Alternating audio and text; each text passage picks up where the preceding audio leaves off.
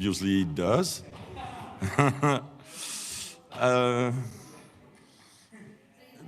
Is it okay with the streaming or okay?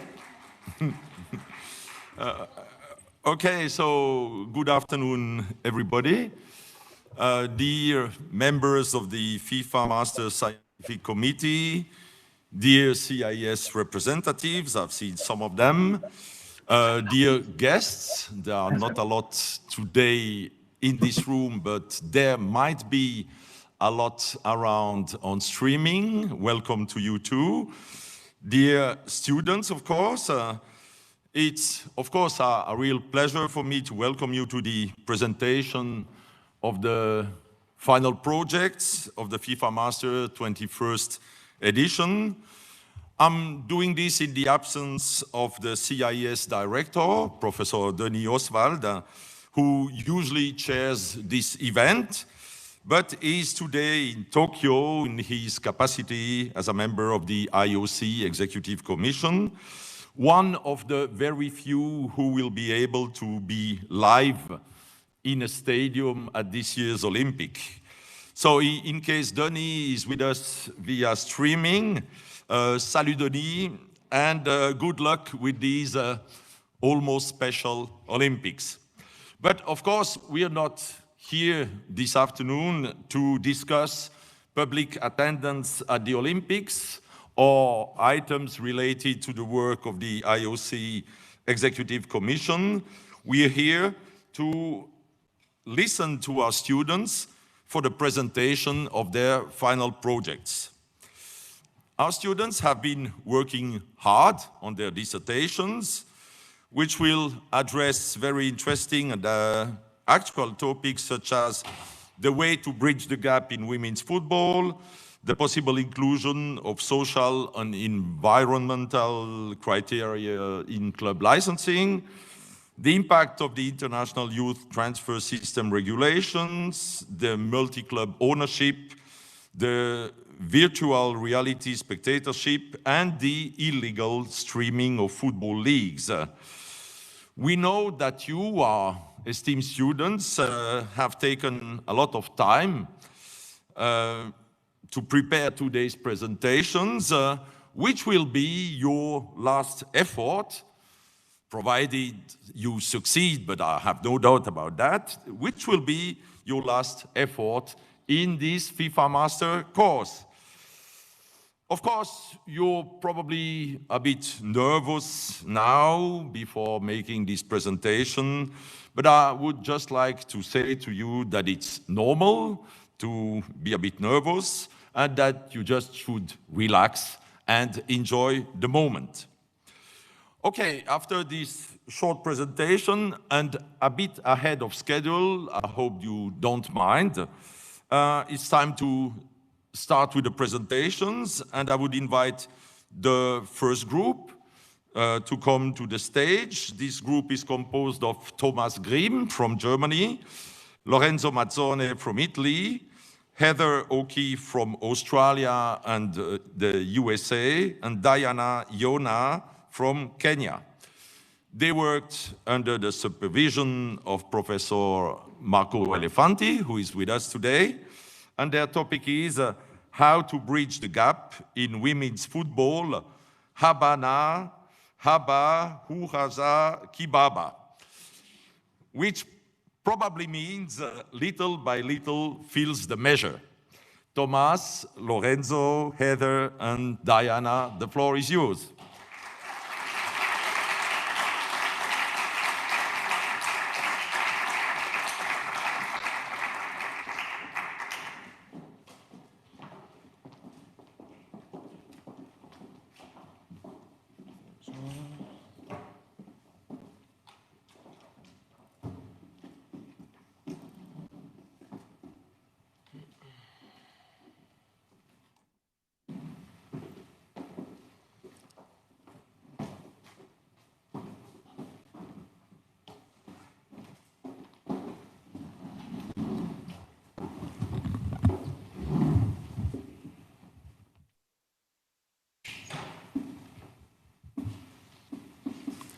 Good afternoon.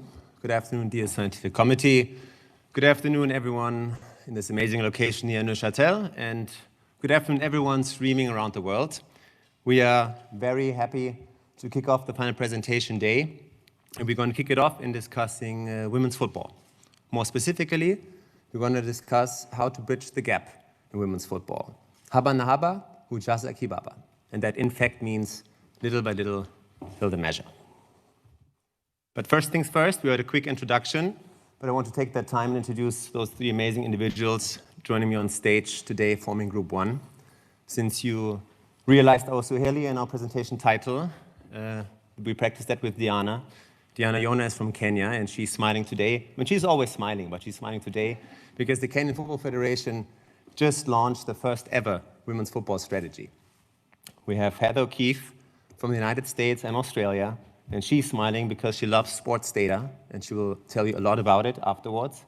And she's also excited for Tokyo, for the women's football tournament, because both nations will face in the group stage of the tournament. And we have Lorenzo MAZZONE, who's constantly smiling since Sunday when Italy won the Euros in this dramatic match against England, but of course hoping for the Italian ladies to follow their path one day. And my name is Thomas Grimm, I'm from Germany, and I'm just smiling because I love women's football, and it has been a pleasure working with those three for the last 9 months. But back to 9 months when we picked our presentation topic, it was clear for us we need to do something with women's football, because we just love women's football, and women's football is having a moment when we all remember that amazing World Cup 2019, this record-breaking event, those memories. But what we also remember is the United States beating Thailand 13-0. We remember the quarterfinals, 7 teams from Europe and the United States. So where's Africa? Where is Asia? Where is South America? So that is a clear gap in performance and development that we realized. So we kept on researching and found even more evidence for a gap in women's football in terms of matches played.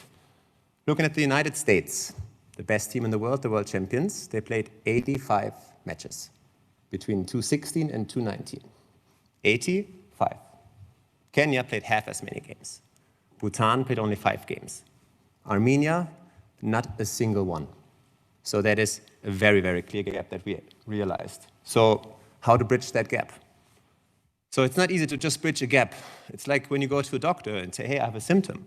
He won't give you a diagnosis right away. He would ask you, what's the reason? What's the root cause? What leads to those symptoms? And that is exactly what we're going to do today by asking, what are the key reasons for the existing gap in women's football? And for that, we developed 4 hypotheses that will guide us through our presentation and our research paper. Namely, the more matches you play, the higher you're in the FIFA World Ranking. Financial indicators, they have the biggest impact. Socio-cultural acceptance is key. And barriers for women are the same barriers as for men. But to understand the present, we first have to understand the history.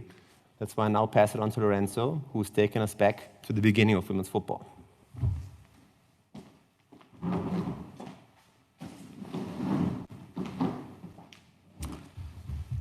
As we started our journey in Leicester, in England, also the journey of women's football started in the United Kingdom.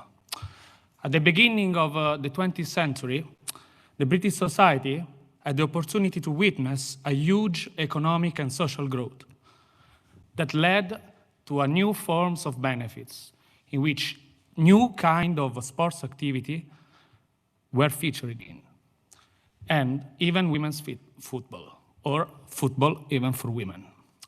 One of the most famous and important football clubs at the time was the D. Carey Ladies, which had the opportunity to play abroad multiple competition and international tournaments, especially in the US and Canada, representing in an official way England and the United Kingdom abroad.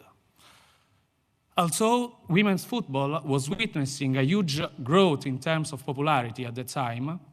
Many of the most conservative environments of the British society pushed the English Football Association to establish a ban by leveraging on social, cultural, and even health reasons. This ban lasted for almost 50 years, almost half of a century. Other FAs around Europe followed the British decision. And only in the 70s, UEFA decided to push the FA to recognize women's football at least at national level and to promote it. Meanwhile, in other parts of the world, such as Asia, the situation was completely different because at least at grassroots levels, women's football managed to develop since the 60s and the 70s. In fact, in the 70s, the Asian Football Confederation decided to establish the first edition of the Women's Asian Cup. One of the strongest teams was the national team of China, and other countries, even Australia, was played very, very important matches at the time. The situation in Africa was completely different because only few countries had the opportunity to develop women's football at the time, such as South Africa, Nigeria, and Ghana, by facing several obstacles. For example, the South African national team couldn't play, at least at official level, international matches because of the boycott due to the apartheid that was at the time, the apartheid regime. So the international boycott, of course. We had, and only in the 90s, CAF decided to promote, at least in that area, so at continental level, international competitions. The situation in the US, of course, was exceptional because thanks to Title IX, at recreational level, women's football was very popular in the high school and college level. In fact, colleges were considered the best place to develop women's football, at least at elite level. Thanks to Title IX, the US national football team managed to achieve important results in the 90s and even in the 21st century. This scenario, this complex scenario in which women's football developed in a very different way, led to an historical gap that has been increasing during the years. And now Heather will tell us, by analyzing the KPIs and a lot of data, the current scenario.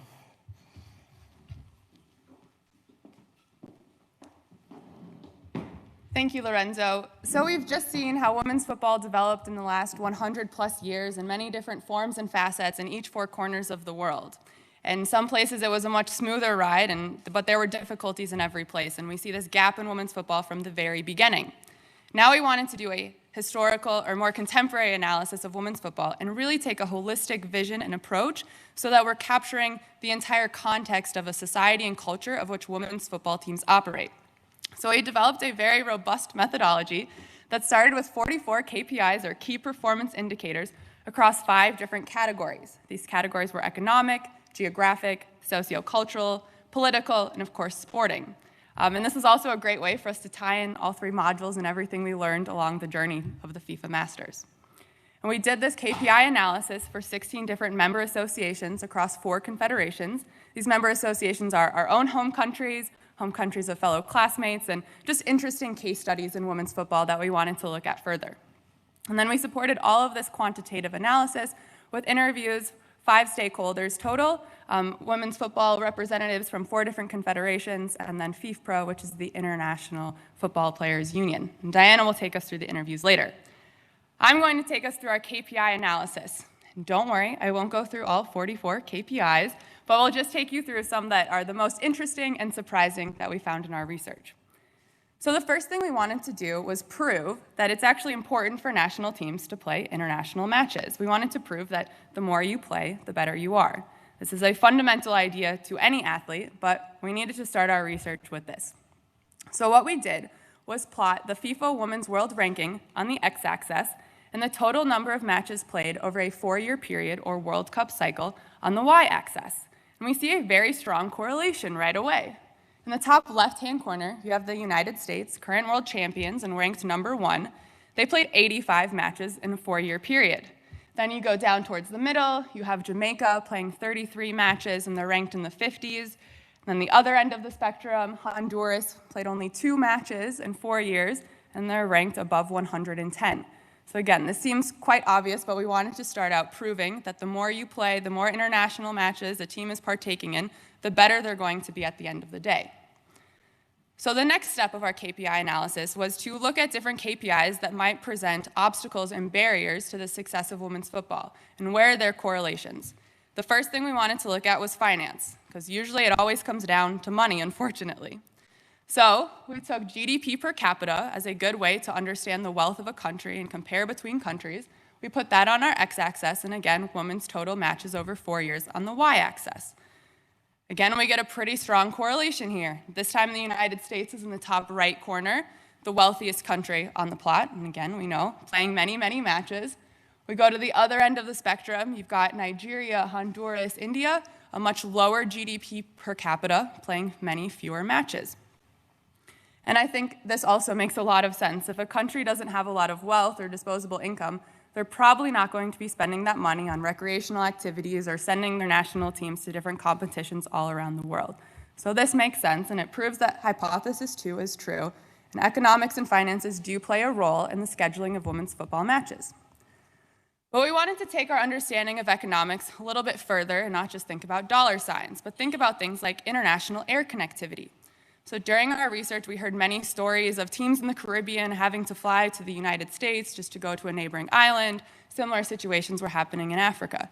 So it just adds more costs, more time, more money to getting your women's team playing matches. So we found this indicator of international air connectivity, which just tells you how easy it is for one country to travel abroad to other countries. How many different airplane seats do you have? So we can take Italy as an example here, in the middle of the plot. They have a very high international air connectivity indicator. They're playing several matches in a 4-year cycle, and they're a team that's been doing quite well in the last 4 years. Go to the other end, the bottom left corner, Bhutan, Honduras, Armenia, very low international air connectivity and playing very few matches. And again, I think this makes a lot of sense. To play international matches, you have to be able to travel internationally. So the easier it is, the less it's going to cost, and it's just going to be more straightforward for teams to organize these matches. So now we know money, economics, that's all important. But what about the socio-cultural aspects of the game? Anyone familiar with women's football know that in many places of the world, it's just not accepted. It's not okay for girls and women to be playing football. So we wanted to brainstorm and come up with KPIs that might help us find tangible ways that the socio-cultural acceptance is hindering or helping the development of women's football. So one very interesting indicator was power distance. And this indicator tells us the role of hierarchy within a society, how accepting people are of a hierarchy, how much they're challenging authority. So I'll take Australia as an example, again in the middle of the plot here. Pretty low power distance indicator. This means that in Australia, in the workplace, it's very casual. You call your boss by the first name. You're very happy to challenge authority. And then, again, Bhutan has the highest power distance, so hierarchy plays a much stronger role within society. And again, we see countries with lower power distance, hierarchy is less important, playing more matches. We would love to sit down with a sociologist, someone really familiar with this data, but we think it represents the pioneering spirit that's required for the success of women's football team. Because women's football is not accepted, it really takes a few strong advocates to stand up and push for the development of the game. So if you're more likely to challenge authority, if that's normal in your society, challenge the existing hierarchy, push the status quo, and you'll have a more successful women's national team, and they should be able to play more matches. Now, another interesting socio-cultural indicator we looked at was the role of LGBT acceptance within a society. Again, during our research, we heard many anecdotes of parents were fearful to allow their daughters to play football because they thought that would make them go gay. This is a really dangerous and sad stigma and stereotype that's associated not only with women's football, but with LGBT populations in general. So we wanted to plot this and see the role it plays on women's football matches. So we have LGBT acceptance on the x-axis, And let's take Germany as an example. They have the highest level of LGBT acceptance, and we saw this just last month during the Euros when the captains of the men's team was wearing a rainbow armband. And they're playing many, many matches. So there's not that stigma. It's okay for girls and women to play football and to prioritize that in society. Then on the other end, you have Egypt and Armenia, the lowest levels of LGBT acceptance, playing few to, in Armenia's case, no matches. And I think this also makes sense. If it's stereotyped and stigmatized, if it's not something that's perceived as positive for girls and women, then why would you allow your daughter to play? And why would you prioritize that as a country or a member association to get your women's team playing matches? So again, few examples that sociocultural indicators are really key and highly correlated with the scheduling of women's football matches. Now, our last hypothesis was that barriers that exist for women will probably also exist for men. Take international air connectivity. If it's difficult to travel in Armenia abroad, and it's hard to schedule women's football matches as we saw, it's probably the same thing for the men. We found this was not the case at all. So if you look at this table up here, the middle column shows the women's correlation factor, or R-squared value. It's quite high for all of these metrics. But then you look at in the men's column, it's statistically insignificant. So that means for travel, international air travel, while it's an issue for women and a barrier that women's national teams must overcome to play matches, it is surmountable for the men. They're able to find the money, they're able to find the will, find the way to get their men's teams playing matches. Ultimately, this means we found women's teams are playing 30% less than men's teams in a 4-year cycle. I think the best example of this is Honduras. Their men played 58 games in a 4-year period. Like I said earlier, the women played only 2.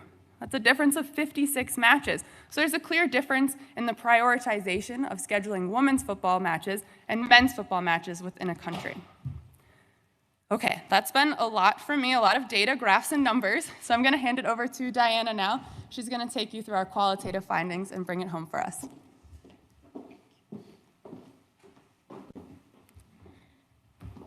So, to support our KPIs, and the historical development and the methodology that my friend and my colleagues have just mentioned, we went ahead to discuss further, get interviews, and get more insights from the people in the field. Who are these people? These are the women stakeholders. They've been players and they've been managers in the field for more than 5 years, and others have also played the sport, like Karina LeBlanc. This was AFC, CAF, CONCACAF, UEFA, and FIFPro.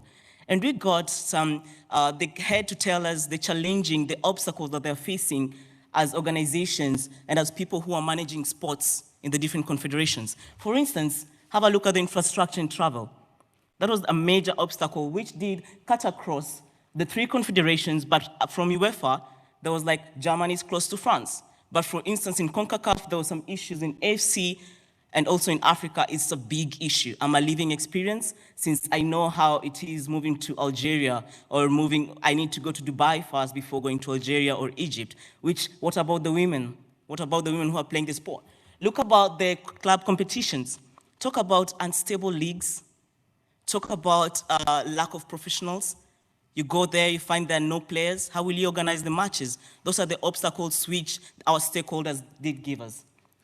Social cultural elements, it has been mentioned time and over. It's been years, 100 years ago, today we are still mentioning the same thing, and it's still the obstacles that facing our confederations. Early marriages, I know some of you've heard of that. It is true. Talk about hijab in Saudi Arabia or in the northern parts of Africa. Talk about LGBT in UEFA, in CONCACAF, and other social cultural elements within. So how are you going to organize these competitions? That was an outcry from the women stakeholders and more. But also, this led us to, I'll quote one of my favorites, Sarah Gregorius from FIFPro, what she said. I don't see capacity building as a problem. I don't see money as a problem.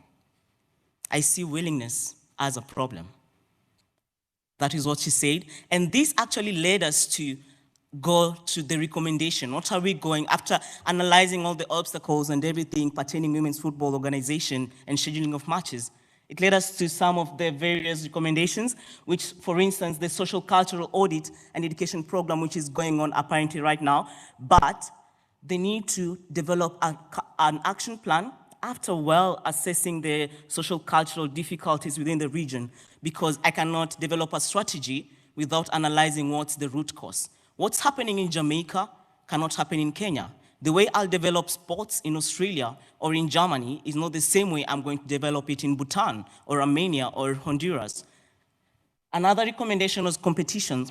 FIFA, confederations, and member associations, they need to come together and develop a unified calendar in that when CAF is in a break, also teams in CONCACAF are at a break, because at the moment, even from the benchmark report, we could see that there is a gap. The window is, when CAF is playing, or maybe they're on the window break, the rest in CONCACAF they're playing, so you can't have the friendly matches together. Look at the organization. We have a developed KPI research, which I feel the confederation should also go in and have the different KPIs to be able to get the cultural assessment, social cultural, and get to know how their terrain looks like. Last but not least, the governance. Regulations are of essence, and we all know that. We've been studying law for the past like 3 or 4 months. So for the confederations, for FIFA, they did sign some treaties. Title IX did wonders in the United States of America to push for women's football. So for the confederations and FIFA should also go ahead and sign more treaties and more regulations to come in place. So as we started, Haba na haba, hujaza kibaba. It's a Swahili proverb, which means little by little fills the measure. So it's upon you, those who are listening to us, the confederations, the different organizations, the member associations. If we come together, we're going to reduce this gap. We're going to bridge that gap little by little, as it says. As for the QR code over there, that is not a ticket to the FIFA Women's World Cup. I'm sorry, I wish it could be. But if you want our data, you can scan the QR code, and you'll be able to get all the data that we acquired from the 44 KPIs which Heather talked about, and you'll get more insight. It can be used for the next edition and for the different confederations. It's free for you, you can check them out as you scan the code. As we wind up, dare to shine, dare to bridge that gap. Thank you.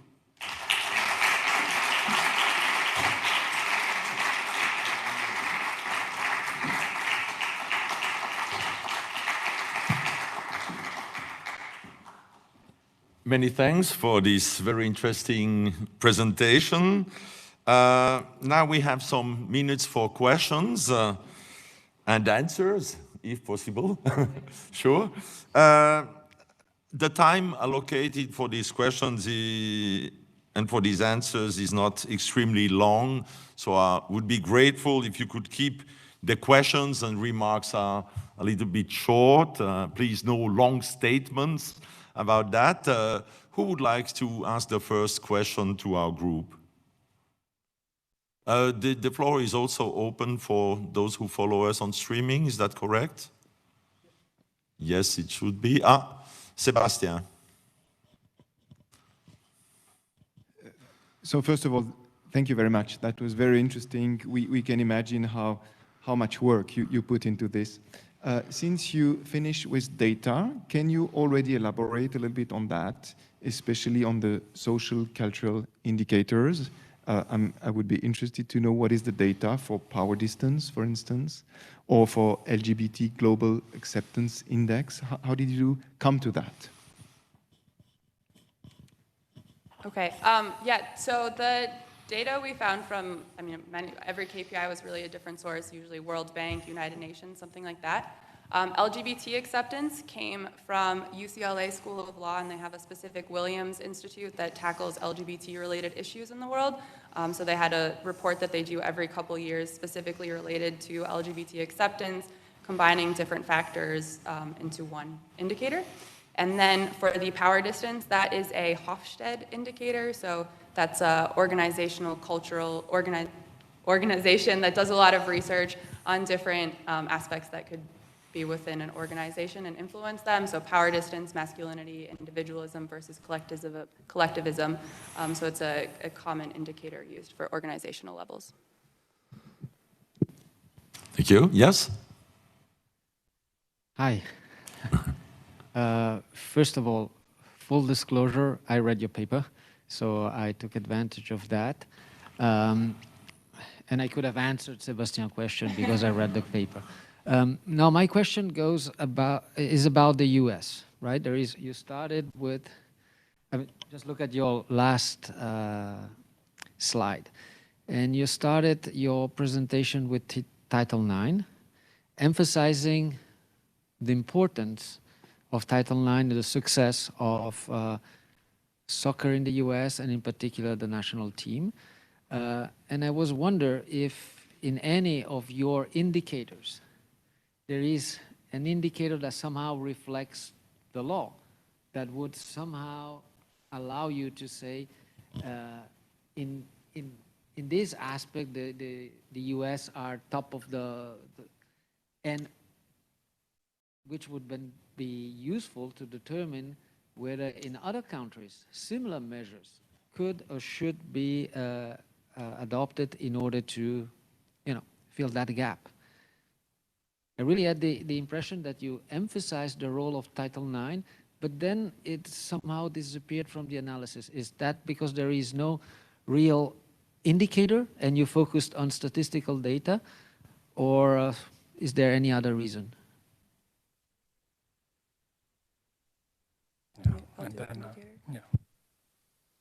So I'm feeling involved into this question. So I will start to answer.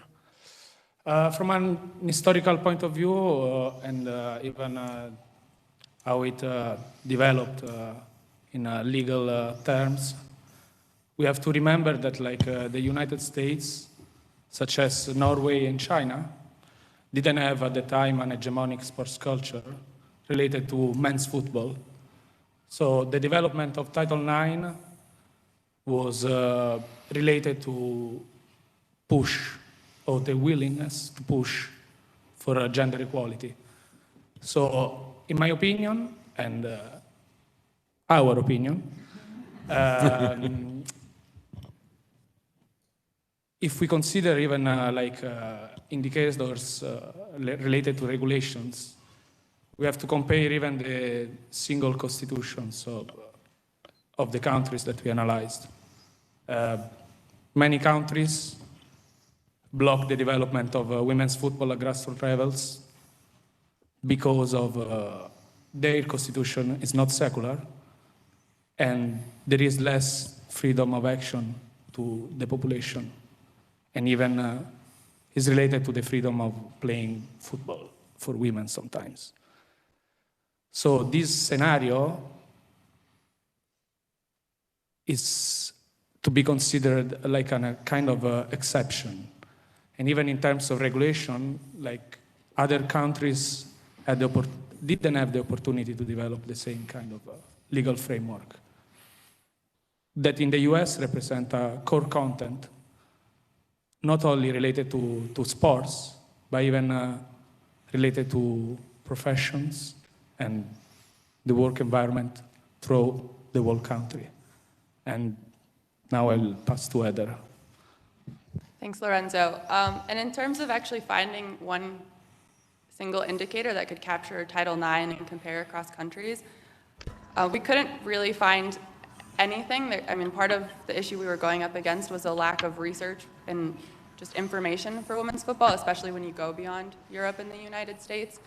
But we did try to find indicators that were Title IX adjacent, so the percentage of women in parliament, the percentage of women in the labor workforce, or things like the civil liberties and political rights and how much liberties people have within a country.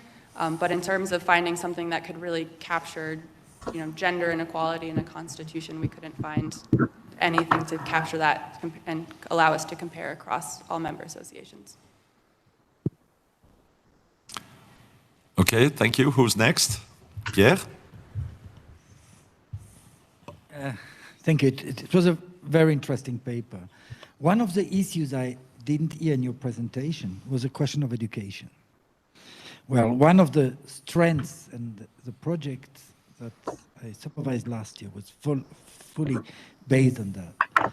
The American model offers this dual connection between women's football and women's education.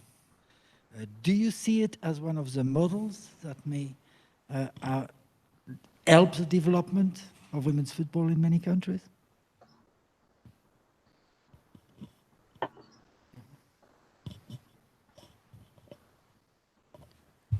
I'll take that. Thank you for your question. We noted from the interviews that in CONCACAF, they're trying to incorporate that. Like in Jamaica, it was noted that a lot of their girls who play football they were studying or learning in the United States of America.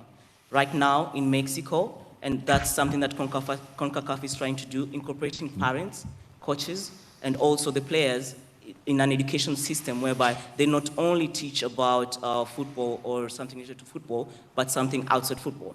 If you go to CAF, they're still having the same program whereby they're incorporating because they're trying to bridge the gap whereby they need everyone, they need football to be inclusive. And that's the target they're trying to develop women's football by also looking at the community side of the point of view, like the sustainability aspect of it. So also in Asia, they have a WAP program whereby they are also incorporating all the member associations. They're funding them for that program whereby they're going to teach them also. And luckily enough, there is some regulations, and in Saudi Arabia, things are changing, which is very good. Because they said when they started the education on the hijab and FIFA uplifting it and the laws, so the girls that started coming to play, which is very positive. And I think by answering your question, it's something that is working right now. Just apart from normal education, sports as actually in women's development, they're bringing it together. And it's also our strategy, like our recommendation is they should do that further. Like it's not like for us, right now we are studying FIFA CIES. When you go back home, you can join and just help them push this because we know and we are aware of all things pertaining sports. Thank you.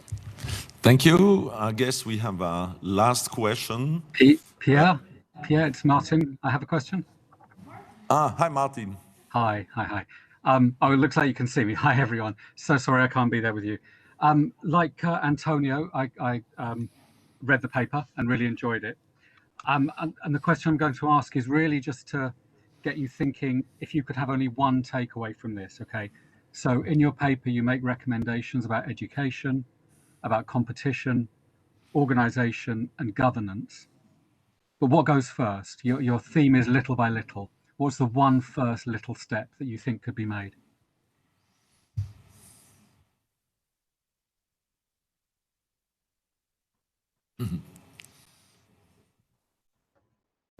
Well, thanks, Martin, for that question. So that is the question that we were debating the longest, basically, in our own research paper. But for us, data is also key. So also during the interviews, we told them or asked them, did you even consider those socio-cultural facts? Have you considered our KPIs that we used? Was it ever involved in your thinking?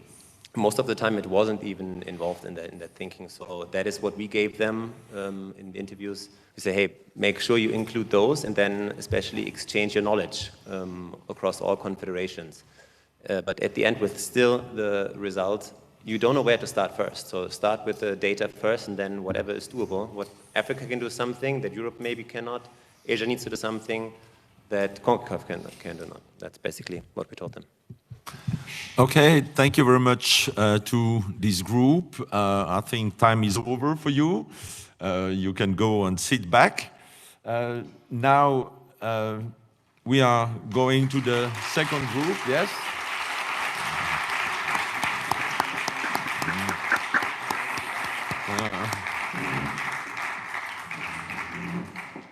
And now I will call the second group. You don't need to run. Please come to the podium, but you don't need to run. Just make it cool.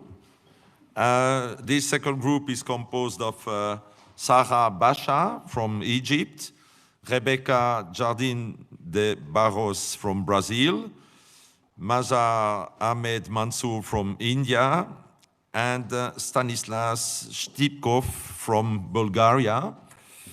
The supervisor of this group is Professor Dino Ruta, who is with us today.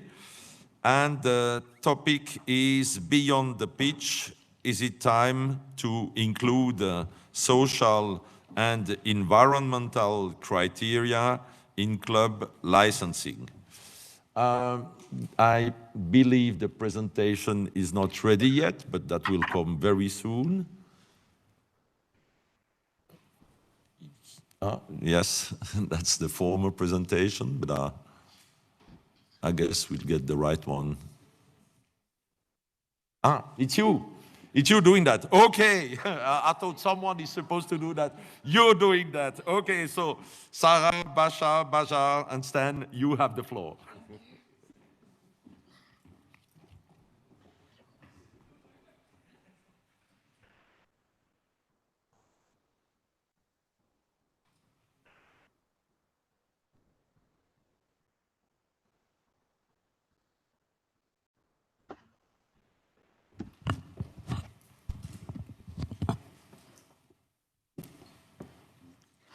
Ladies and gentlemen, today we're going beyond the pitch.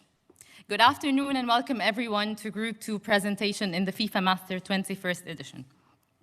Our topic today is beyond the pitch. Is it time to include social and environmental criteria in club licensing? Alongside with my colleagues today, we will discuss the context of our research. Then we go to the methodology of the research, and then our findings, and ending with a discussion of the benefits, challenges, and our recommendations for this research. But first, let's talk about two major topics that, if they come together, can make a difference in the world.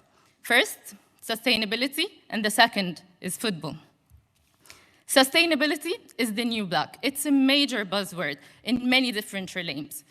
Governments, communities, individuals, and organizations from all over the world are racing to align themselves with sustainability.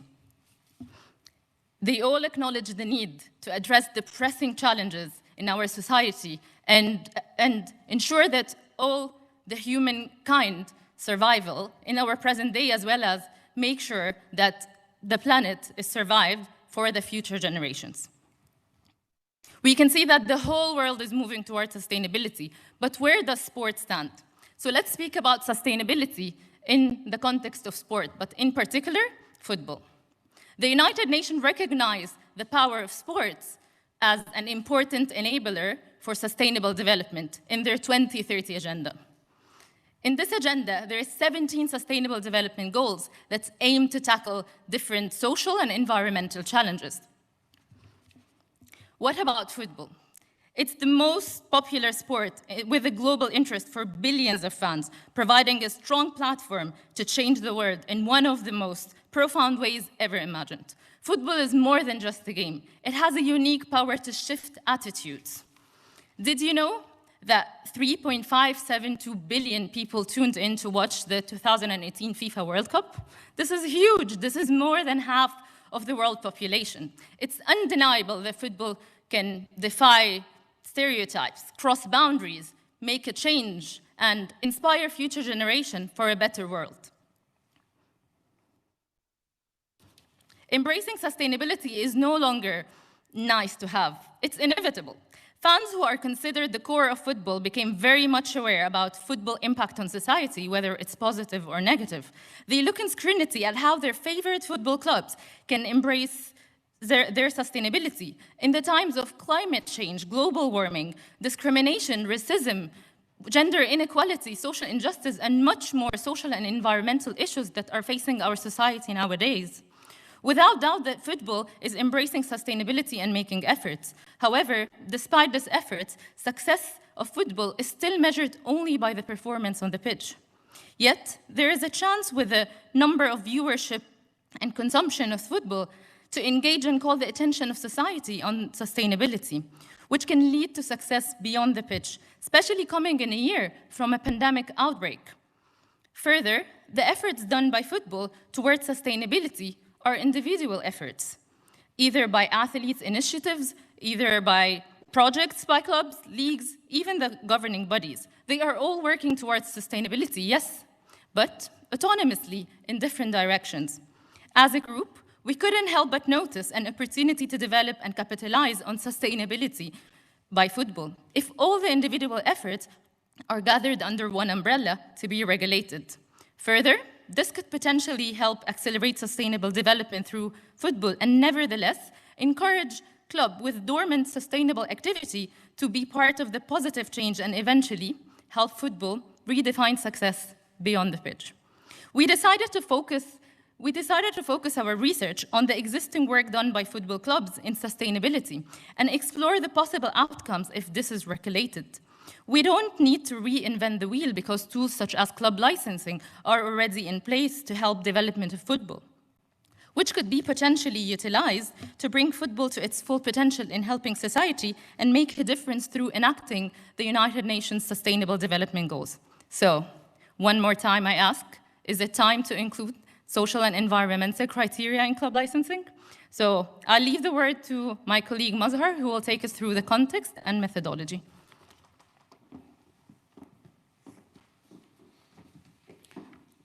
Thank you, Sara. Taking it forward from my colleague, I think it's important for us to understand how the UN approaches sustainability. It's a triple bottom line: environmental, economic, and social.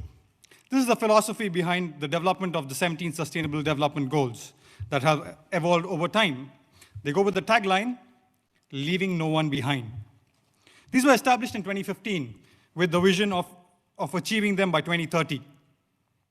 But let's ask ourselves a question: why should we talk about sustainability and football? In our research, we found FIFA and UEFA have working relationships with the UN via various initiatives that are addressing certain SDGs, while relevant specific initiatives only.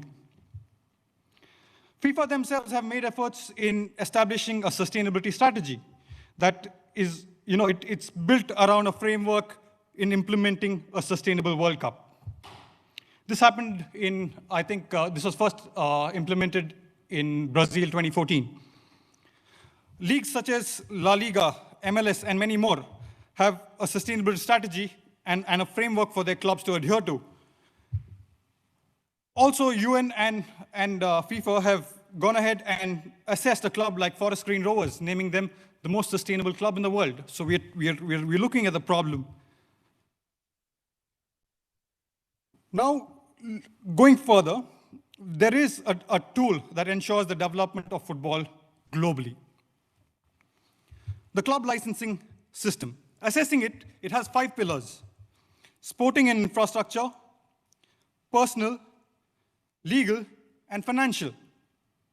The club licensing system historically addressed problems within the sport since its inception by UEFA, and its success then helped establish it across all the 6 confederations, with Oceania incorporating it in 2016.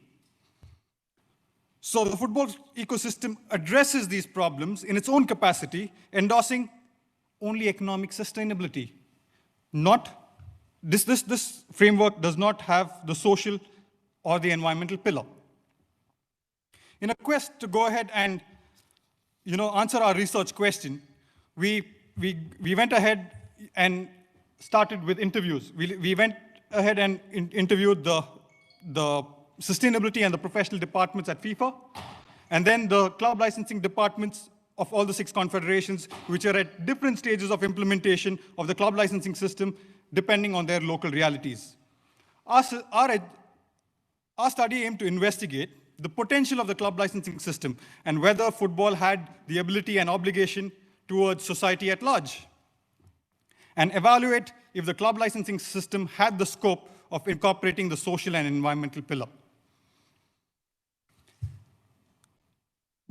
We then went ahead studying 144 clubs in 65 different countries across 6 confederations, all part of the club licensing process, and they were also participating in the top competition held by each confederation.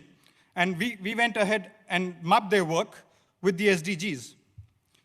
We looked at their official websites, their social media handles, only assessing their work beyond the pitch.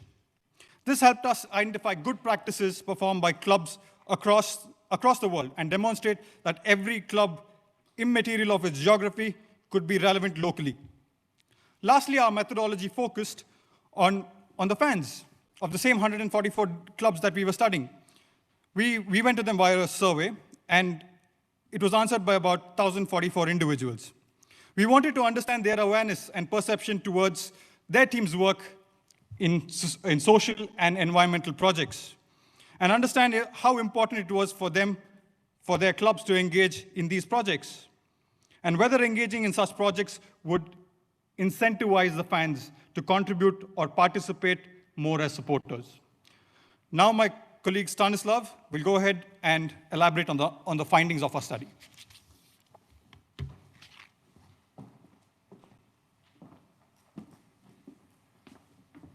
Thank you, Mazhar.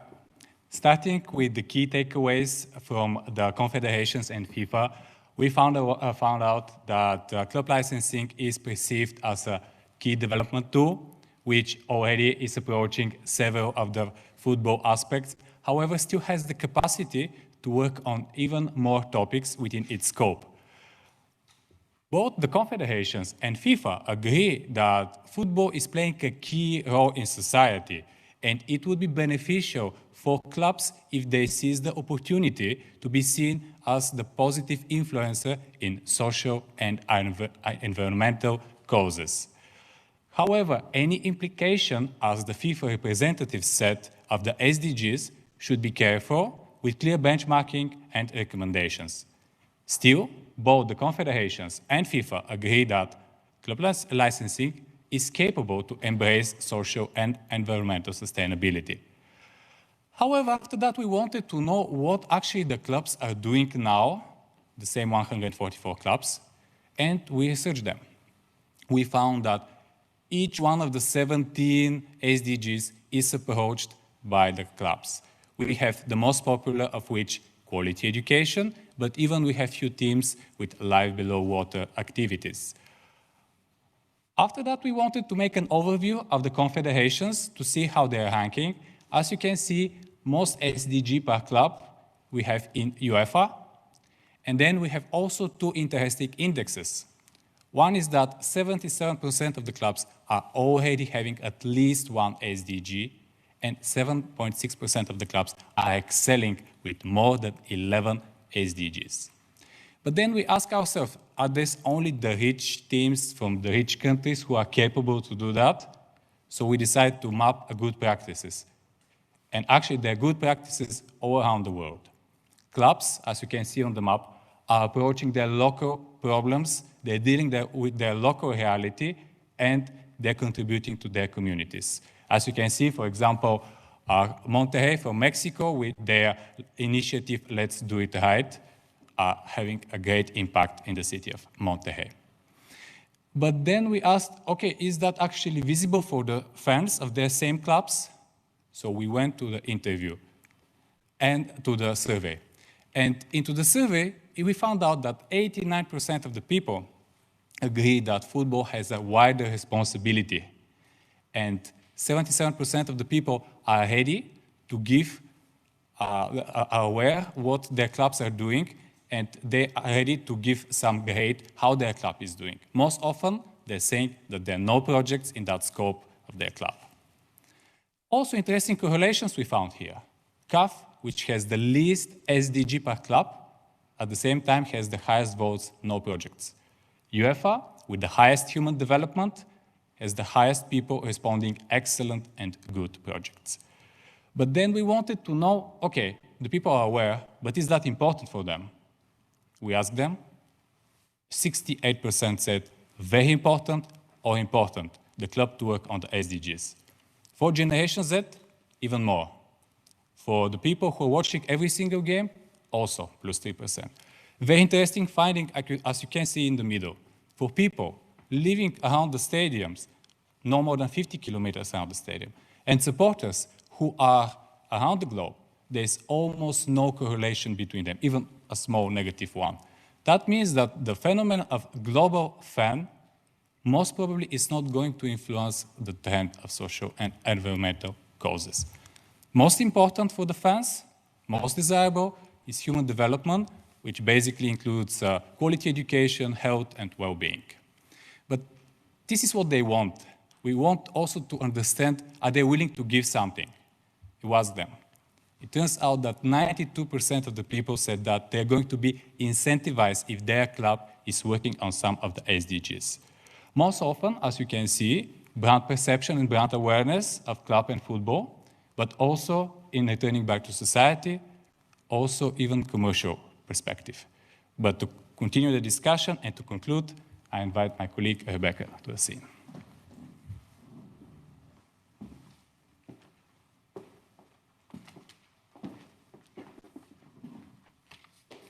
Thank you, Stanislav. I'll go forward with the last section of our presentation.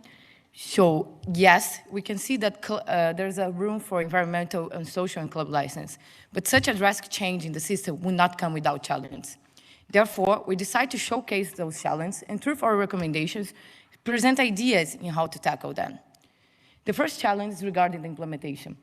Confederations are currently facing difficulties in implementing the already existing 5 pillars of the club license system, especially considering that they have different levels of development of the tool. The second challenge is related to the costs of implementing a sustainable strategy by the clubs, especially if you have to increase the staff, for example. In the year of the pandemic, the clubs are still suffering because of their revenues. It could be difficult to convince them to start to invest in development programs. The third challenge would be related to the public's opinion, especially the hardcore fans that still believe there's no place for social causes in football. During our survey, we received comments on the social media such as, keep this thing out of football. But on the other hand, there are also plenty of benefits, and we think those benefits can overcome the challenges. The first benefits relate to brand awareness and marketing. As we saw, the Generation Z really wants to see their clubs engaging with social and environmental causes. Clubs could use their development programs to attract more sponsors, fans, and invest in marketing activities related to that. The second benefit is related to return on investment generated by social causes. UEFA, in an effort to showcase the possible financial benefits that investing in social projects can bring to football clubs, created the social on return investment model. They find out that 39.5 billion euros are generated in positive health, economic, and educational impacts in local communities by projects led by football clubs. And the third benefit is related to governments changing their regulation and pushing organizations and companies to be more sustainable. Having social and environmental requirements in the club license system would help clubs to be prepared for any change of the regulations that might come. So, considering our findings, the challenges and the benefits, the group came out with a main recommendation. That is the inclusion of a sustainability pillar in the club license system. And for that, we worked on in 3 main areas that we believe will tackle the challenge and leverage the benefits. The first area is the establishment of a legal framework. And for that, a consultation process between the stakeholders should be held. The framework should be able to be adaptable and flexible and have a tailor-made approach for each confederation so they can tackle their own social problems and leave a legacy for the local communities. Besides, considering that FIFA has a well-established partnership with the United Nations, the 17 Sustainable Development Goals could be used to base this framework on. The end goal would have the clubs working in a minimum set of SDGs and also fulfilling a minimum set of parameters. The second area to be worked on is the support. For a new criteria to be introduced in the club license system, a strong supporting system for capacity building in member associations, confederations, and clubs should be established. This supporting system would be based on the publishing of a handbook that would help clubs to control, report, they are working on the sustainability pillar, and also with the establishment of sustainable development managers that would be there to help clubs, confederations, and member associations in how to introduce the new requirements. The third area to be worked on is the implementation. That's also our main challenge. First of all, the implementation should help clubs to, in the first phase, to understand what the new requirements are and how they could work on that before going on for a more strict monitoring of the practice. Then, after that, clubs should be incentivized through a program after they are familiarized with the new requirements. The implementation also should be flexible, so confederations and clubs can adapt to their own reality and for the level of professionalization of each club in the regions. The last phase would be a strict monitoring of the practice, with clubs being obliged to comply with a certain set of requirements and having to fulfill a set of quality standards. So what we can conclude, yes, it's time to go beyond the pitch and include the sustainability pillar in the club license system. There is a call for society, to clubs, to be more sustainable and invest in social and environmental causes. Football has a duty of care towards the community, their society, and their fans. And also, we are seeing that they have the power to influence billions of people around the world to be better and to do better. FIFA has the opportunity to be a trailblazer and to start to change the game by implementing the sustainability pillar in their own regulations and set the standards for the whole football pyramid. Every year, there is only one champion in the 4 lines across the leagues. But with a sustainability pillar, it's possible to have all clubs winners beyond the pitch. Thank you very much.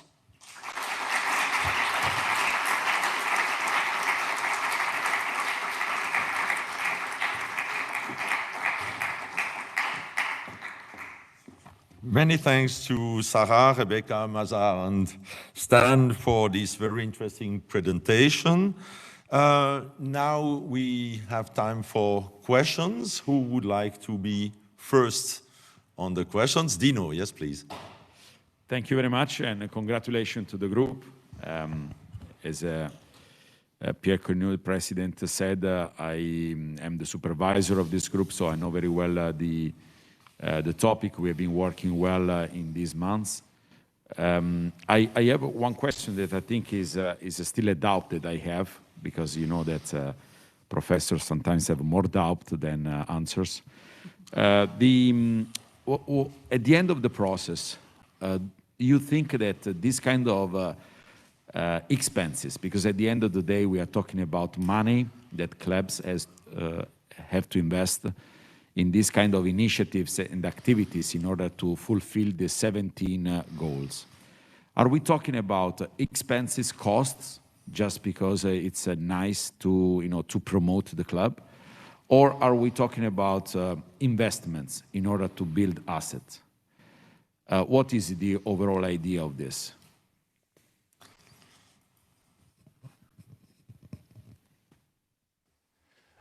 First of all, thank you for the question. Our approach from the beginning was that we're thinking in terms of investment. And for us, we believe that the clubs have the opportunity to look long-term, because very often nowadays the clubs are looking from one transfer window to the next one. And if a new pandemic is happening like we have it now, some entities are not completely prepared. However, if they have a strong base within their community, they will be able to receive a bigger support and be able to have a stronger base to actually sustain themselves. Thank you. Are there other questions, possibly also on streaming? No? First, yes, Marco. Yeah. Concerning this point, the investment that the club have to plan to sustain on the social and environment point of view, the strategy. The point of view of the sponsor and the potential financing sustain amount of money that the club may obtain by the market and by the sponsor. Have you some clear idea about the potentiality of this form of support, financial support to the developing of social and developing goal? Thanks.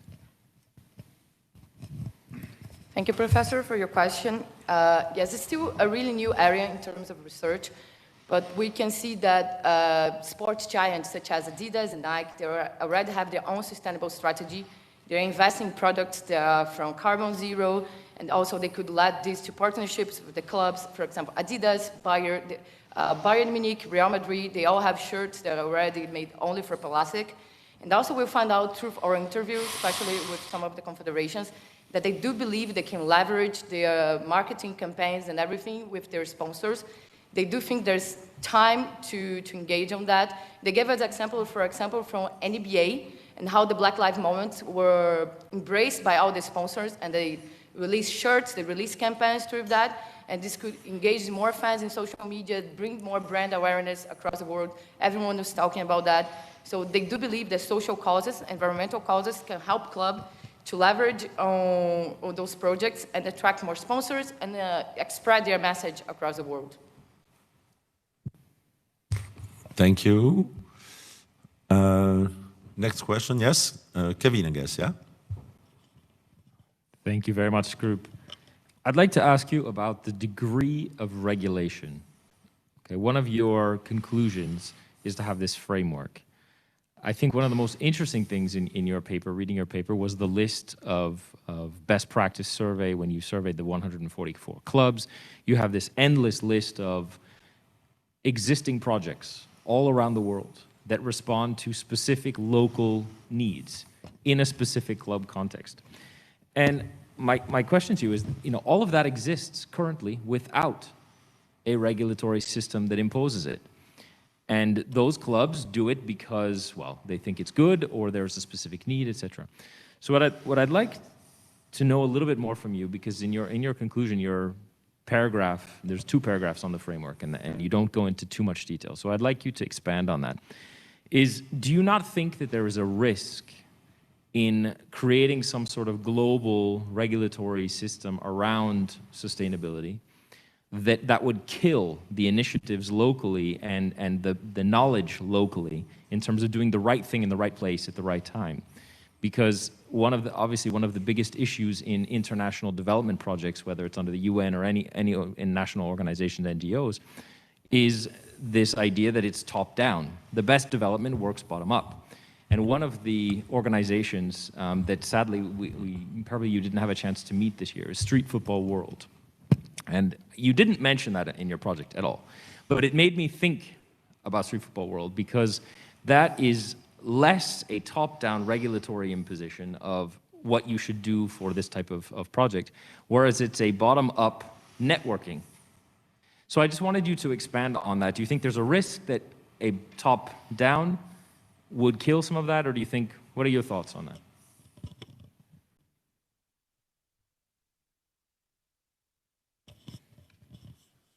Thank you for the question, Kevin. The idea behind the framework is very simple. When you go back to something like club licensing, you see how one process of standardization has worked across the industry. So if you're addressing that problem across the industry by putting very small measures in place. Over here, this is a larger problem that we are trying to address. And regulatorily, when you say that a framework has to be put in together, we see that it has to be also tailor-made for every region, and that's something that the study showcases.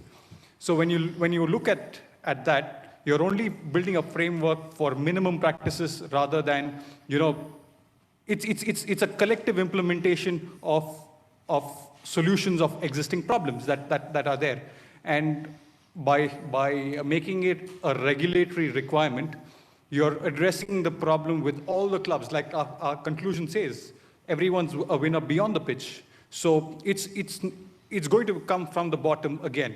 It's definitely, rather than just one club being the showcase of a specific SDGs, the entire league, the entire country could be addressing that very challenge that is there.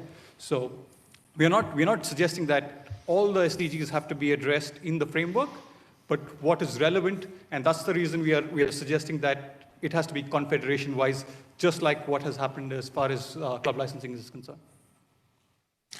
Thank you very much. I see the watch here, it's 2:30, so it would be time to go along, move to the third group. So thank you again for your presentation and your answers to the questions.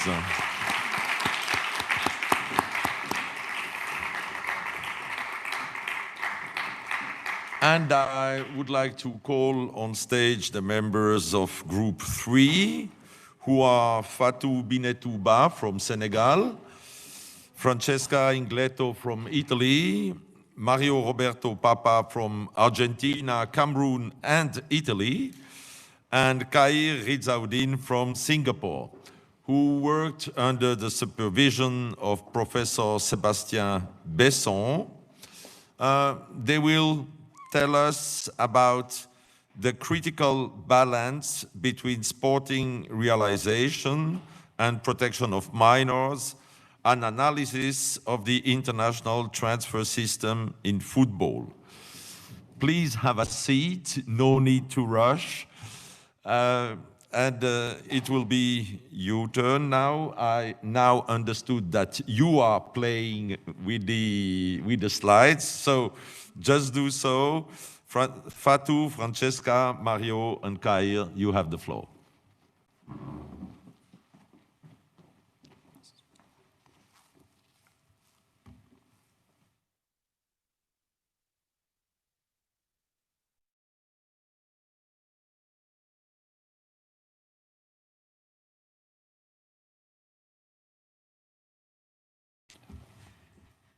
Good afternoon, everyone, and thank you for being here with us today. Over the past year, my group and I have been interested in the critical balance between sporting realization and protection of minors in the international transfer system of football. I believe he needs no introduction. Lionel Messi, arguably one of the greatest players of all time. I would, however, be surprised if you know who this is. This is Ben Lederman. So what do Ben Lederman and Lionel Messi have in common?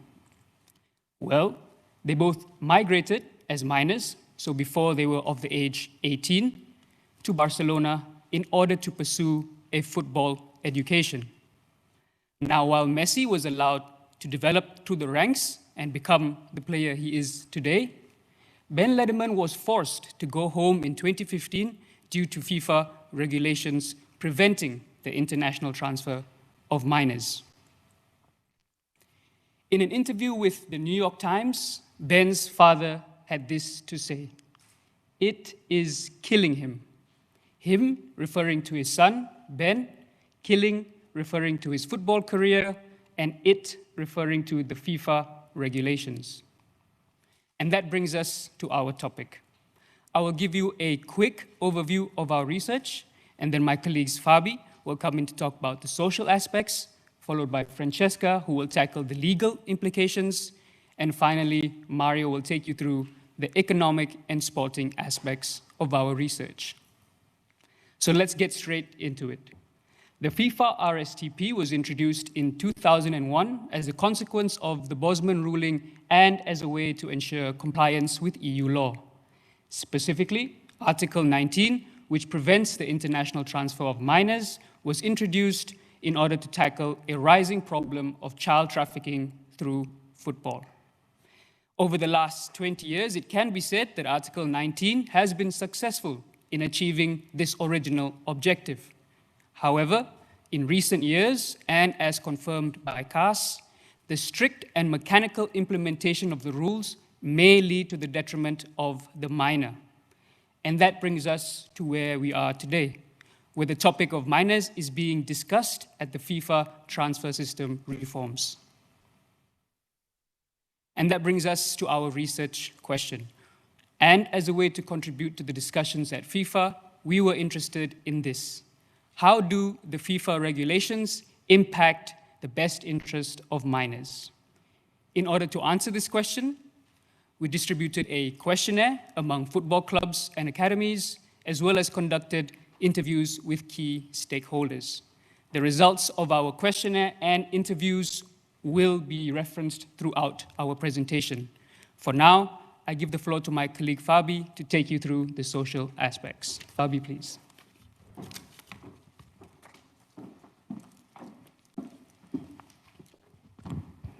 Thank you, Khair. I'm going to talk to you particularly about one of the issues that we have identified in our research when it comes to regulations regarding transfer of minors.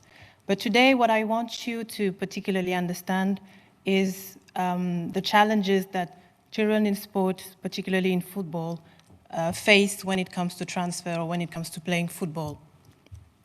And I want to ask this specific question: how do we achieve balance between playing football, protecting minors, and allowing them to play football. We have found out in our research that millions of children dream of playing football around the world, but very few of them, at the end of the day, manage to make it to professionals. And minors are a very sensitive target, so in everything they do, they must be protected. In the last 2 decades, the United Nations have raised some concerns about children playing football and children being transferred. So today, the question for us is to not solve the issue of do we allow players to be transferred when they are minors or not, but there is a critical issue of balance, as our title is saying, that we are trying to solve here. So to highlight this issue of balance, I want to share with you one particular publication that the UNICEF made on the matter.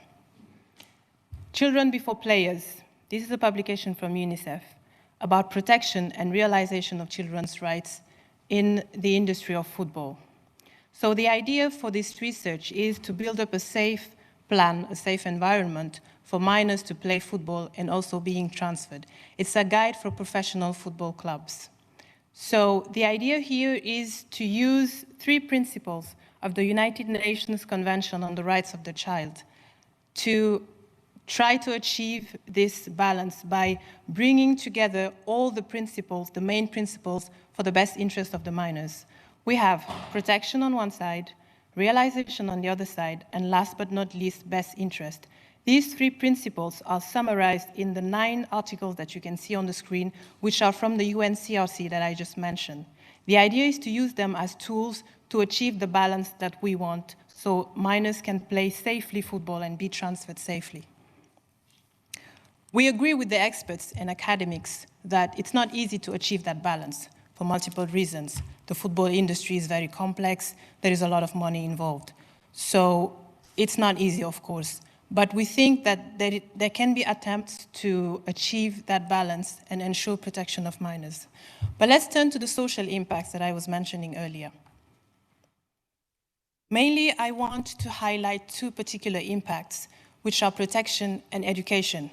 Since the FIFA RSTP is so concerned about the protection, of course, that protection has had impact in terms of transfer.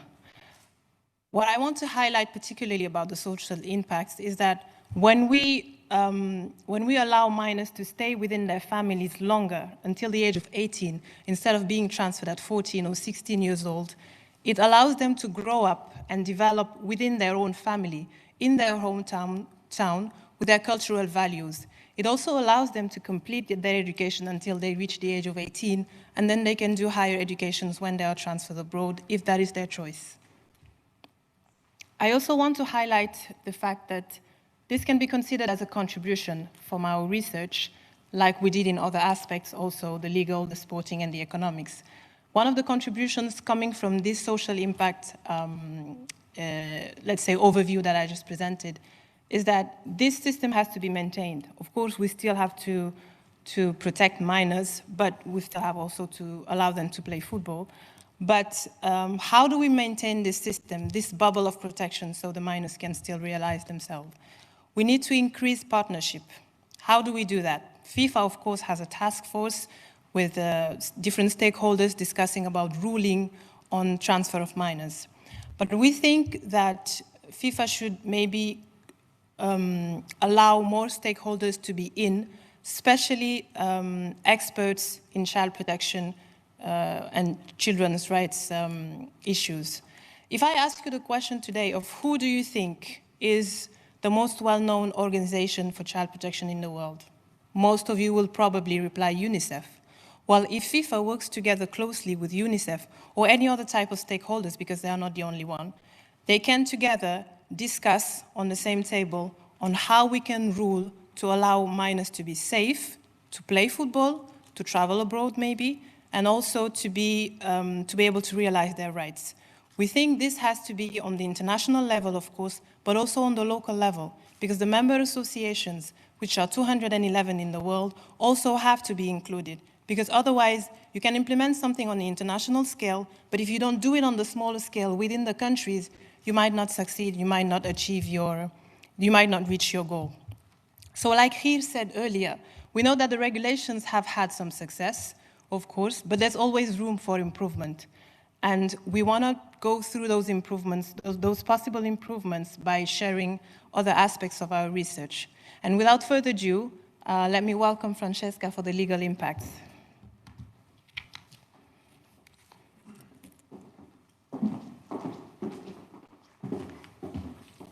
Thank you, Fabi. We will now analyze the legal impact of the international transfer of minors as regulated under the FIFA RSTP. Through the finding of our research and interview, we were able to isolate the 3 impacts that you see on the screen. The first impact is that in specific cases, the strict interpretation and application of Article 19 may lead to the detriment of the minor as opposed to his or her protection. As seen, Article 19 has a very strict formulation, and in addition, the FIFA subcommittee applied the rule very restrictively. Thus, while effectively pursuing the collective interests of protection, the RSTP penalized individual cases where the transfer could actually benefit the career of the minor. The Boston case represents a great example in this respect, as the panel discussed 2 major points. First, are the exceptions under Article 19.2 exhaustive, or an application could be rather authorized even though the facts and circumstances do not fall within any of the exceptions. Second, considering the rationale of Article 19, which is to protect minors from exploitation and abuses, why a transfer should be prohibited if it's reasonable assess that there is no or major risk for the well-being and education of the minor, as for example in the cases of Barcelona and Chelsea.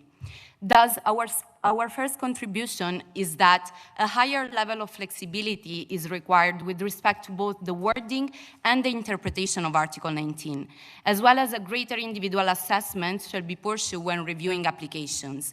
Of course, we acknowledge that the RSTP, as well as any other general rule, necessarily encounter the limit of a tension between collective and individual interest, and finding a balance is very complicated. However, we still believe that nonetheless, the FIFA RSTP shall aim at pursue such balance, and this is where our research stands. The second impact is that Article 19.2b tends to create a discriminatory framework to the benefit of European clubs and citizens. By allowing the transfer starting from the lower age of 16, European clubs are able to attract, secure, and retain players under professional contract. Of course, these advantages go to increase the already huge financial and competitive gap between European and non-European clubs. In addition, Article 19.2b provide a set of guarantees in terms of sporting, non-sporting, education, optimum living standard that the club has to provide, and which are not provided under the other exception. This means that a European minor will be entitled to a proper accommodation, access to high-quality center, most probably a dual career program, while a non-European minor will not be entitled to any of these. The discrimination argument is also supported if you consider that the RSTP specifically provide an exception for Europe in order to provide to comply with the European Union law. However, it fails to consider the many other supranational orders that exist and equally grant free movement of workers, such as the Mercosur in South America or the common travel area between Ireland and UK, which is now a hot topic considering the Brexit and the fact that UK will not be able to benefit anymore of the European exception. Thus, and specifically considering that the RSTP are the product of internal negotiation between FIFA, UEFA, and the European Union, it has to be acknowledged that in today's truly global football, a regulation which is tailor-made for Europe may not fit the needs of all. Thus, our suggestion is that a uniform framework should be worldwide applicable in order to avoid discriminatory treatment and in order to promote sporting exchange. However, as acknowledged in our interview with FIFA, MA are usually reluctant to a relaxation of the regulation in this respect, as they are much more interested in local football development. Finally, our third impact in terms of legal implication is that there is a lack of regulation with respect to two areas, private academies and intermediaries. As we know that FIFA is currently working on private academies in the context of the third package reform, we will focus today on intermediaries. Agents are usually involved in cases of child trafficking, and the 2015 deregulation of FIFA didn't help in this respect, of course. In addition, as we see from the results of our questionnaire, there is a huge disalignment with respect to the requirements that MA provide for intermediaries to deal with minors. Thus, our contribution and suggestion to FIFA is that a condition pertaining minors specifically could be included in the current reform of the agents framework. For example, the disclosure of a DBS, the achievement of frequent certificate in order to ensure the education and sensibilization of the agent, as well as guardian involvement. And finally, coming to representation contract, a maximum length should be set in order to avoid a scratch beyond the 18th birthday of the player. Finally, I will leave the floor to Mario, who will lead us to the economic and sporting impact.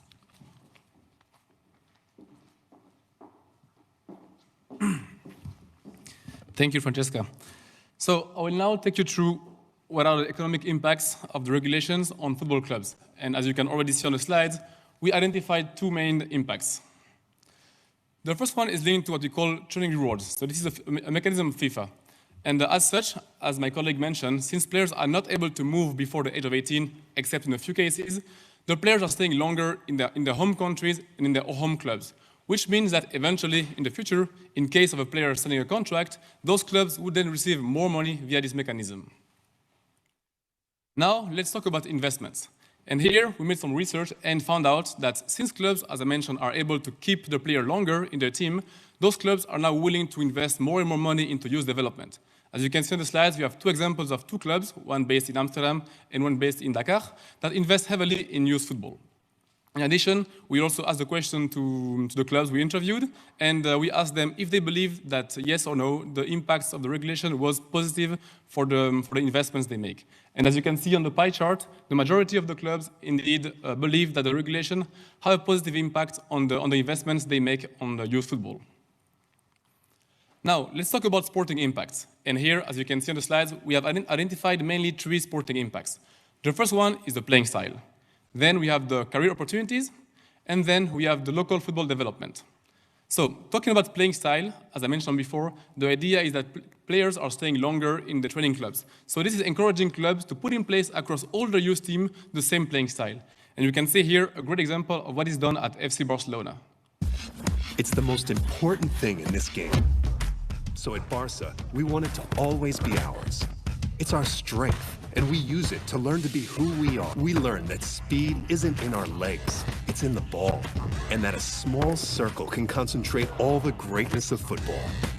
Pressure, control, passing, touches, and more touches. Yes, it's the most important thing in this game. And our secret is to love it. So now for the other two sporting impacts that you can see on the screen, the career opportunities and the local football, we also find out that those two elements have been positively impacted by the regulations.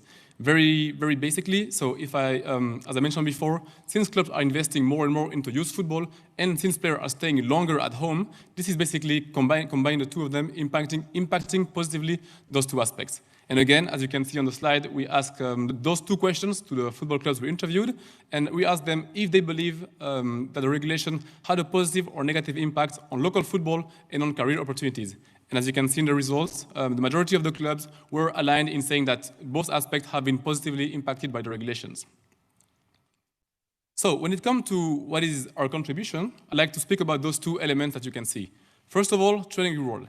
So here the idea is that since players are staying longer in their home club, they can be rewarded via this mechanism. And here, we'd like to acknowledge what FIFA is currently doing, which is a review of the amounts. So basically, FIFA now is reviewing the amounts that club would receive in case a club is entitled to this money.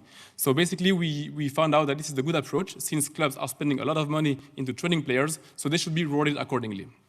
Now, if I speak about the other elements, which is the National Academy Office, this is a new concept that we came up with as a group. So here, the idea is that FIFA could, via the very famous FIFA Forward program, could fund in every MA the creation of a National Academy Office.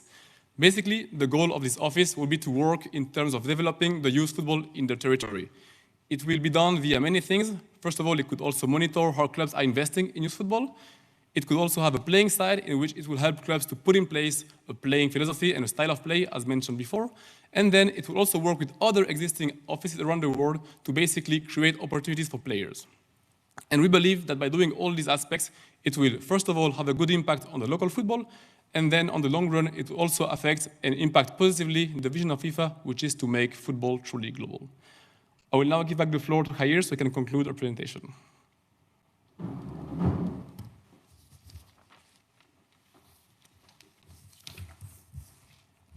Thank you, Mario. Our final proposal is one that we believe touches on many aspects that we have discussed today. Our proposal is for a global licensing system that will allow football clubs and academies to engage in the international transfer of minors. The criteria under this licensing system would include both aspects of child safeguarding as well as career proofing, such as both footballing and non-footballing education, access to healthcare and family, as well as optimum accommodation conditions. In this respect, should clubs meet these minimum standards, they would be allowed to engage young talents from around the world while respecting their rights. In the interviews that we conducted, the proposal for a licensing system did receive positive feedback. James Kitching, Director of Football Regulatory at FIFA, had this to say: there is merit to the idea that you can put access barriers to the transfer system through some kind of licensing or certification system. Likewise, Mohammed Sidat, club licensing manager at CAF, echoed his sentiments by saying that this is something we should look at now. Hence, we believe a licensing system could provide the right balance between sporting realization and protection of minors. Ultimately, we are trying to create a safe environment for our young talents to pursue their footballing dreams. And to end off where we began with the New York Times article, if Ben Lederman were a talented musician or dancer, there would be no question where his family moved in order for him to learn from the best teachers in the world. We have now come to the end of our presentation. We hope you have enjoyed it. If you have any questions, we will be happy to take them now. Thank you.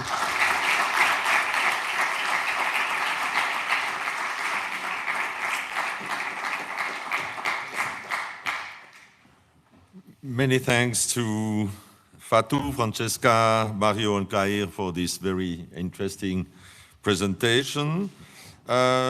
Now we have a moment for questions. Yes, Dino. Thank you, Pierre. Congratulations to the group. It's a very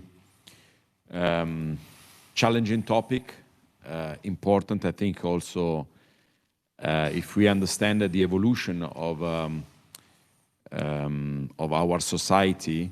Also, this is under the umbrella of sustainability. You know, if we link the previous group with this one, because there is the sustainability of careers, the sustainability of growth, the sustainability of efforts of families. In this case, the father statements. My reflection, so you know, because we shared this in class, I'm studying the role of amateur and professional, so status of players, because this is the beginning of the careers. What is clear in the North American model, there is a clear separation of things. While in the international, so rest of the world model, we find situation where youngsters play in top clubs at the amateur level, and then only when they are 16, they can sign a contract as a professional, professional, or obviously even later, based on the decision of the club. So, long story short, I think I want to ask something that maybe you didn't touch, but based on your experience, how could simplify, you know, the idea to put a limitation, as James said, is fair, obviously, but the idea is why don't we separate at a certain point? Because I don't understand why under 8, under 6, under 10, all these kids playing for top clubs, putting a lot of pressure, expectation on themselves, on families. Why don't we leave, you know, top clubs working maybe with just 1 or 2 teams at the youth level, so under 19, under 17. Why don't we leave the rest to the other kind of clubs, more at the amateur level? What do you think if this approach, that could be a sort of adaptation of the college system that we see in North America model, could go in the direction that you very well define in your output? Thank you.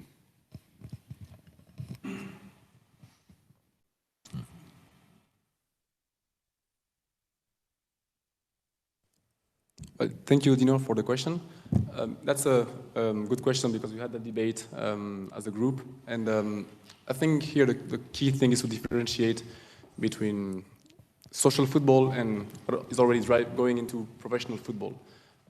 So even though we didn't touch on that question, we do believe even now, when FIFA is reviewing applications of minors moving, they are taking into account this difference. Which is why in our paper we have some numbers around how many applications have been approved of minors moving, and there is quite a lot of applications approved, and this is mainly because of thanks to the fact that many kids are moving with their parents and are basically in the group that you mentioned, under 8, 6, 10, that, let's say, fall out of the professional scope. If I can share a quick experience, thanks to my mom who is here, I moved a lot. Thanks to the job, and I was always moving and playing football, of course amateurly, and I never had issues, because this is a case that is taken into account today. That's why we have not addressed it in our presentation. Okay, thank you. Next question, Pierre. Thank you. It's before everything a huge pleasure to see that 2 of the persons on your slides were in your position very few years ago. We see that and Kitching. So we see that our alumni are present in the slides. My question with regard the importance of good practices and how I had the chance to read your paper. And one of the critiques I could make, and I would really like you to say a little bit more about that. How do you decide, and who would decide the good practices on school education for teenagers, for academies? Do you think it should be an internal body of the sporting institutions, or FIFA and the Confederation should create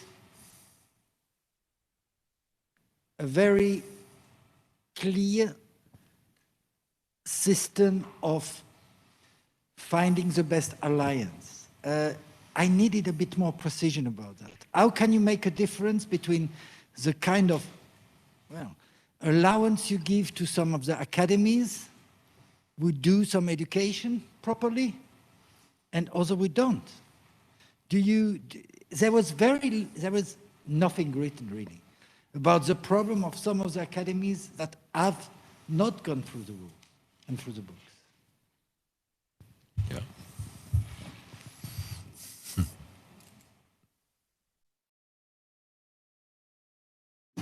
Thank you, Pierre. Well, for this question, I believe we can have maybe 2 different types of analysis. The first one, and we mentioned it very quickly, is about the academies. The concept of academies was born, let's say, not so long ago.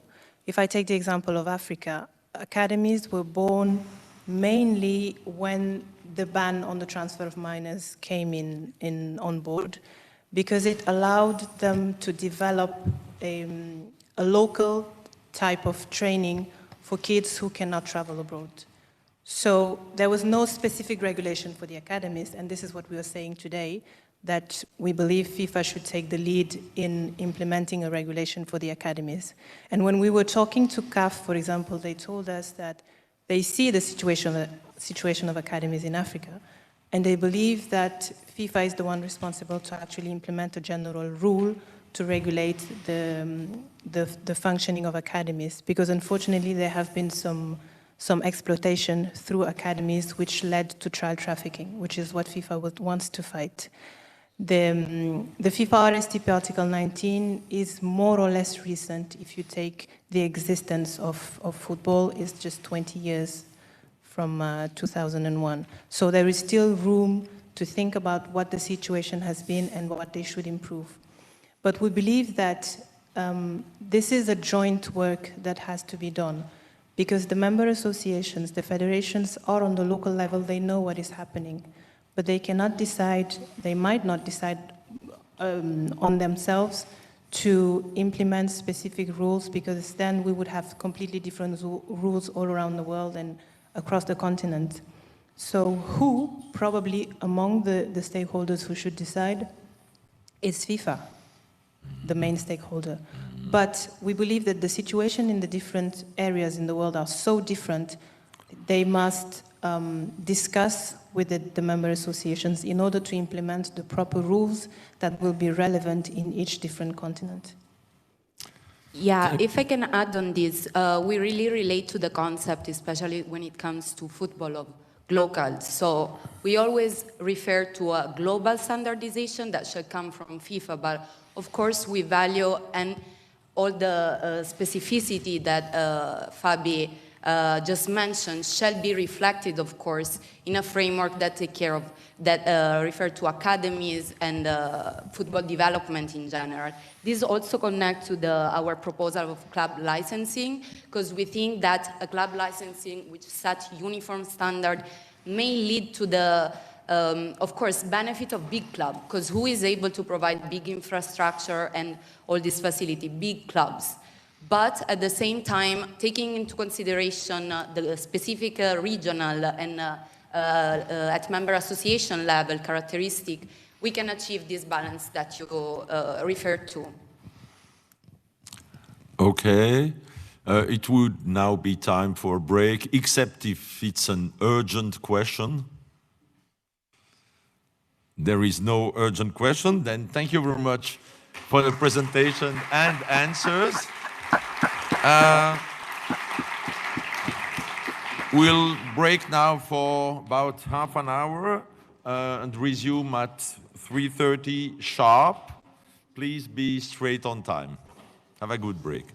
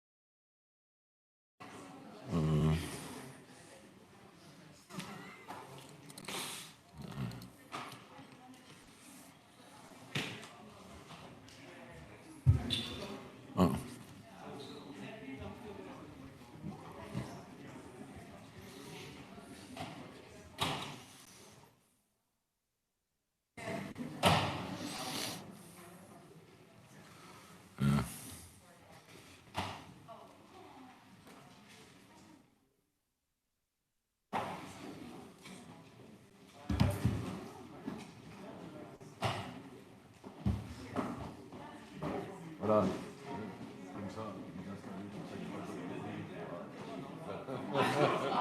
Non, mais parce que il n'y a rien de pire que on s'appelle, tu dois vite courir sur scène parce que tout le monde a un peu. Ouais. Voilà. Obviously, we can begin straight on time. Thank you very much. I hope you had a good break. And it's time to invite the next group, the fourth group, on stage. They are here already. Excellent.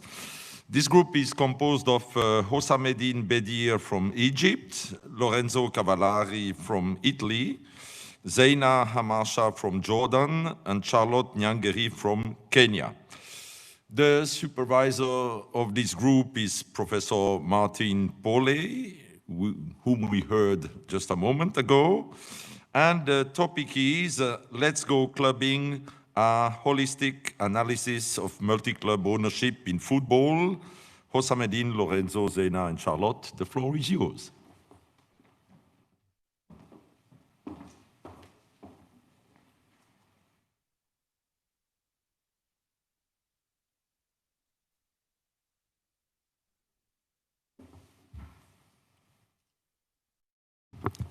All right. Welcome back. Good afternoon, all colleagues, scientific committee, friends and family, as well as all those following us remotely. We are group 4, and we thought we'd start by getting you moving a little bit. We have a question. We'd like all those who know what these two clubs have in common to raise their hand. All right. I'll add a few more. 21st edition represent. All right.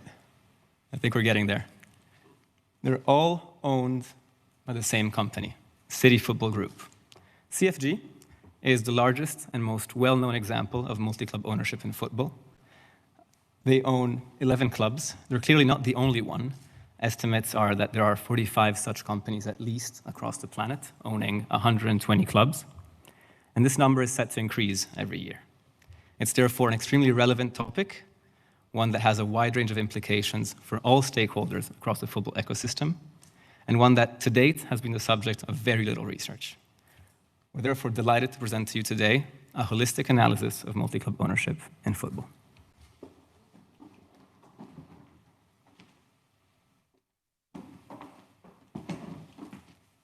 Assalamu alaikum. Thank you, Lorenzo. Let's go start by definition. What MCO is? MCO, or multi-club ownership, can be defined as an individual or company owning shares in more than one club. Defining what MCO is not is just as important as what MCO is. For example, strategic partnerships where clubs collaborate without owning shares of each other cannot be considered as MCO. For example, the Bolivar and City Football Group partnerships 1 year ago, or the partnership between DC United and Inter Milan. The indirect investments, a very interesting case, can be considered as MCO, but is out of the research scope. The minority stakes in a club or group without influence and power also cannot be considered as multi-club ownership model. Let's start by the history. Looking at the history of this phenomena, it's clear that it is not a novel concept. Clubs like CSKA, Spartak, Dynamo in the Soviet Union were owned by the same governmental institutions, had the same income sources, centralized administrations. Although they cannot be considered as the current MCO model, the incorporated characteristics of the current model of MCO by only having similar emblems, colors, logos, and traditions. Moving to the real case where the new MCO model started with Parmalat company in Italy. They acquired Parma in Italy, Palmeiras in Brazil, in the early 90s to promote the brand through football.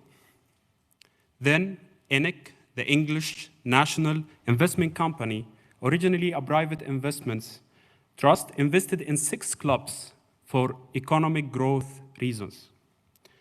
Coming into the 21st century, both the group, owners of Watford, Udinese, and Granada previously, focus on enhancing the sport's performance by establishing a huge global scouting network to identify young talents and then reinvest the profits from the sales of players' contracts to acquire new young talents.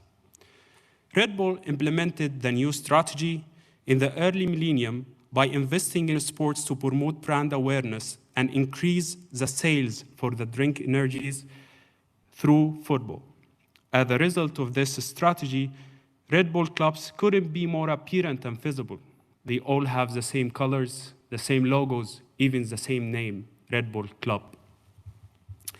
The new era of multi-club ownership, as Lorenzo played on the first minute, came to the scene with the acquisition of Manchester City by Abu Dhabi United Group, owned by Sheikh Mansour bin Zayed Al Nahyan. When they introduced the concept of football clubs, developing different franchises for different markets as model of international expansion, Disneyfication of football, with motivation of sporting performance, wider scouting network, but the most important, the element of soft power. Then, the special case of women's football. Many women's clubs exist in this model, usually affiliated to the mother clubs like Manchester City or Sheffield United and many more. However, the acquisition of Nationals Women's Soccer League team, ORN, previously known as Seattle Ren, the home club of Megan Rapinoe, got acquired by Olympique Lyonnais, marked the first ever integration of a standalone women's club as part of an MCO, and to date, remain the only one. We spoke about this model, but why someone will invest in more than one club? Why it's not only club and that's it? We need to know the motives behind this strategy and who's doing it. The multiple owners range from local business people, private equity firms, and foreign billionaires, not only from Middle East, sometimes from US, Russia, Thailand, and a lot of parts of Asia. We have classified the motivation across 4 categories. The sporting performance, where we identify the Pozzo family, they started with it. The brand exposure, where Red Bull and Parmalat use football to brand and marketing their brand. Diversifying the portfolio, which is City Football Group adopts this model, and operational synergies with United World Group, also City Football Group do. Clearly, MCOs tend to adopt a combination of those strategies at the same time, as they are not mutually exclusive. CFG is a great example of this. Different clubs, different countries, different continents for different reasons. For example, Montevideo in South America for access to early young talents. Mumbai or Sichuan in Asia for branding and acquiring fans. État-Tourois in France also to acquire new talents contracts. We have talked about the benefits, but some might see MCO as match fixing at boardroom level. Now, I will leave the floor for Charlotte to speak about our legal findings in very interesting topic, multi-club ownership.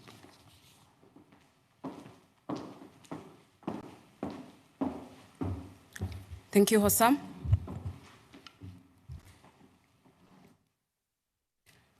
So with this slide, we are showing that ENIC brought the case of multi-club ownership to public debate for the first time. Integrity authenticity of results, and public perception are among the most crucial pillars in football competitions.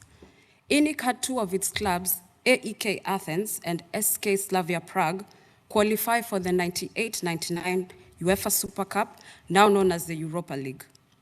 AEK Athens was, however, denied participation due to UEFA's integrity rule that prohibited two or more clubs under common management from participating in the same UEFA competition.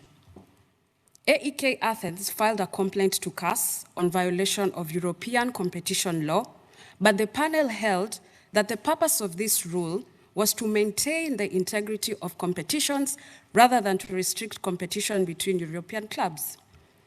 A second very important case is Red Bull, where RB Salzburg and RB Leipzig qualified for the 2017-18 UEFA Champions League group stage. The chief investigator of the UEFA Club Financial Control Body initiated an investigation as to their eligibility with reference to Article 5 of the UEFA Champions League Regulations 2015 to 2018 cycle, an adaptation of the INIC award, but with the additional decisive influence to include indirect forms of control. Red Bull was RB Leipzig's main sponsor and had majority voting rights, while it had control over the General Assembly of RB Salzburg. Red Bull thereafter took measures to dispel any potential decisive influence by removing the General Assembly of its association's individuals with alleged links to itself and RB Leipzig, and terminated the cooperation agreements between the clubs, as well as amending the sponsorship agreements with RB Salzburg. After this is when both teams were allowed to compete. 23 years later, after INIC, we are still in the same position with the Italian club Salerno, which is owned together with Lazio. A few days ago, it was promoted to Serie A. Ad hoc meetings are being held, and people are trying to figure out how to address the structure of MCO. Even though there are regulations, there still happens to be an element of uncertainty. Based on this, there is a need to analyze the current legal framework on multi-club ownership, as well as to identify the gaps. Let's look at our chief regulators. Beginning with FIFA, it does not explicitly regulate multi-club ownership simply because clubs are not its direct members. On to the confederations, all are required to have MCO provisions within their respective statutes pursuant to Article 23G of the FIFA statutes. There is, however, a lacking definition of control under CAF, CONMEBOL, AFC, and CONCACAF, and an unspecified definition of decisive influence under UEFA. We also spoke to legal practitioners who echoed that despite having club licensing regulations in place, they are not sufficient to address the MCO phenomenon, as it is dealt with on an ad hoc basis. They urge the incorporation of a transnational framework. Member associations are also required to provide MCO regulations under Article 20.2 of the FIFA statutes. In the selected member associations, there happens to be a very fragmented landscape. While some, such as England and Germany, have prohibitive regulations, Italy has regulations on amateur clubs. Spain and Mexico have cross-division regulations. France has prohibitive regulations with the exemption that one can own a male and a female team within the same sporting discipline, which includes football, while others, such as Nigeria, Denmark, Brazil, Belgium, and the Netherlands, have none at all.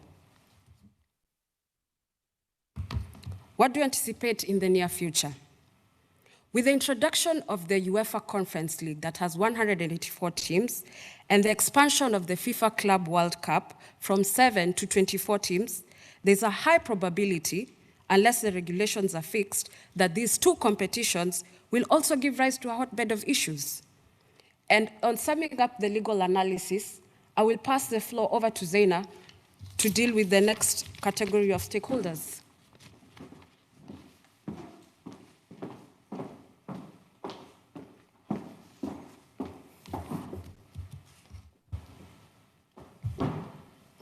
Thank you, Charlotte. So, beyond looking at the MCO from a legal perspective, our research introduces, for the first time in academia, two different perspectives, which are not included in any research before in MCO. First, the perspective of players. Second, the perspective of fans. And we also included some primary research on club owners and executives. So, starting off with players. We interviewed 3 who have played for the MCO group. The awareness of MCO was used to make their career decision taken into account. Just like William Troost-Ekong. He played for Udinese because he knew it was part of the Pozzo group, which was also an owner of Watford. And his goal was to play in the Premier League. These transfers between clubs within the same MCO are smooth, since both clubs have the same owner.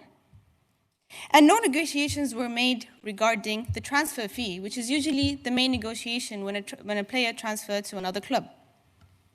Moving on to the differences between the clubs that are part of the same MCO, executives might think that relocations between clubs is easy and straightforward. Actually, players need to adapt to new leagues, which means new regulations, new languages even, as mentioned by Celia Jimenez, a player at OL Reign who was loaned to Olympique Lyonnais last year. MCO could also potentially redefine the employment relationship completely. Indeed, contracts already include clauses through which players are committed to accept the relocation to another club, within, of course, the same MCO. Soon, we might see contracts between the player and the MCO rather than the player and the club. When talking about identity, players like Stephanie Cox, who has played for OL Reign since 2013, tends to keep a link to the previous identity and legacy of the club. Moving on to the executives, we managed to interview His Royal Highness Prince Abdullah bin Masaad Al Saud, owner of United World Group, and Magda Pozzo from the Pozzo Group. The first findings concerned revenue reallocations within the group. As an example to that is the different TV revenues within the different leagues, because we can't compare the revenues of the Premier League to Serie A, for example. So the revenue of the Premier League is then redistributed among their other clubs. Secondly, owners don't plan for clashes between their clubs, as Lazio and Sal, the example Charlotte mentioned. They echoed our recommendation that it should be regulated better. Finally, interesting to note that many executives that we approached that are not part of this MCO declined interviews, claiming that MCO was not an interesting strategy for them. Reasons given include the high barriers to entry, the fact that they think resources could be allocated in better ways, and as well as the risk of the club being negatively affected by the high number of loan players, just like Granada, a Spanish team which was previously owned by the Pozzo Group. It had 13 players out of 17 players that were loaned from Watford and Udinese. The motives for winning and achieving maximum results are always open to question when it comes to a wider ecosystem, where usually they identify a flagship team and the rest are just feeder clubs. This affects the identity and fan base of the club, and also the spirit of the team that comes within a very limited time all together at once. I will leave the floor now to Lorenzo to give us an insight on the fans' perspective. Thank you. Thank you, Zeina. Moving on to the last stakeholder of our research, perhaps the most important one, we wanted to try and understand how fans are impacted by MCO. We did this through a survey which collected over 600 responses from fans across the world, and we looked at three main things. First of all, awareness. Awareness both in terms of the concept of MCO, as well as awareness of belonging to an MCO, where that was the case. Awareness was pretty high, between the 80 and 90% range, across all fan segments, regardless of age, location, and the specific club they supported. There's two key takeaways here. Firstly, high awareness likely translates into higher scrutiny. We know from speaking to executives how sensitive fans can be about the way money is allocated within a group. So that's something I need to be very aware of. Secondly, going back to what Charlotte mentioned about competition integrity. We need to understand that perceived integrity is just as important as actual integrity. And the higher the awareness, the higher the likelihood of fans perceiving some manipulation, and therefore the higher the need for solid regulation. Secondly, we looked at, speaking of perceptions, how fans feel about being part of an MCO. The general consensus was that it's quite a positive thing. We measured this across a sporting impact, across a financial impact, and in terms of brand and popularity impact. Of course, there's differences between different clubs and different MCOs, but overall, financial benefits were seen as the most important one. What's particularly interesting is that even when looking at fans of feeder clubs, they perceive MCOs as a positive thing, suggesting that the benefits of being part of such a structure, perhaps by receiving players on loan from bigger clubs, outweighs the drawbacks of having to give them up once they become good enough. Finally, we wanted to explore the concept of the MCO fan. Does a fan exist that supports the MCO more than their club? We found that 1/3 of fans declare they would support an MCO over their own club, and that 1/4 of fans are much more likely to support a club which is part of the same MCO as them against one that isn't. That said, we need to be mindful that the main unit of support is still the club. And it will be interesting to see if in the future, as football becomes increasingly commercialized and local tradition and ties are eroded, this could change. We wanted to take this a step further, and we tried to quantify the level of support within an MCO group. We did this for Red Bull and for CFG, given the sample sizes. And beyond the different colors on screen, what's interesting to see is that some specific clubs have much closer links than others. We tried to understand why this was by testing a number of variables, including the stake of ownership, geographical proximity, as well as the integration of the club within the MCO in terms of naming and visual identity. However, the one single variable that we found to be most impactful was the length of time that the club had spent in the MCO. This makes a lot of sense from a practical perspective, as the longer a club is part of an MCO group, the more fans are aware of it and the more likely they are to support it. We do strongly encourage further research in this field, perhaps with more data, given the potential for executives to monetize these levels of cross-support within their MCO portfolio. That brings us to the end of our presentation. We hope we've been able to shed some light on a fascinating topic that is MCO and all the different and varied impacts it can have on stakeholders.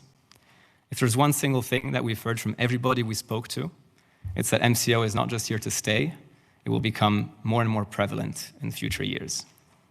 We're not here to tell you whether that's a good or a bad thing. That's up to your individual beliefs on what football is and what it's meant to be, as with the recent Super League case. But for sure, it will present new opportunities and new challenges, which the sports executives of the future will need to be very prepared for. Thank you.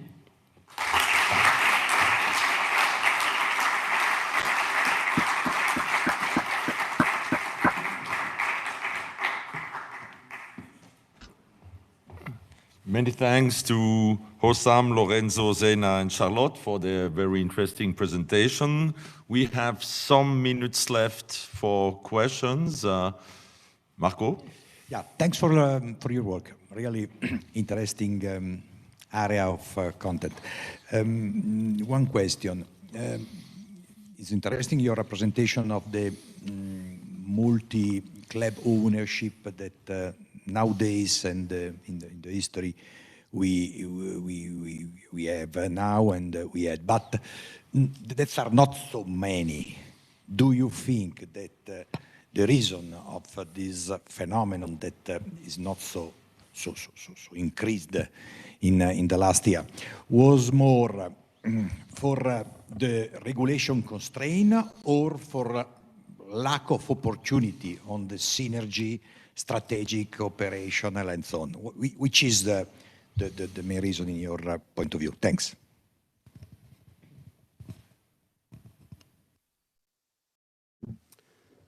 Thank you, Professor, for your question.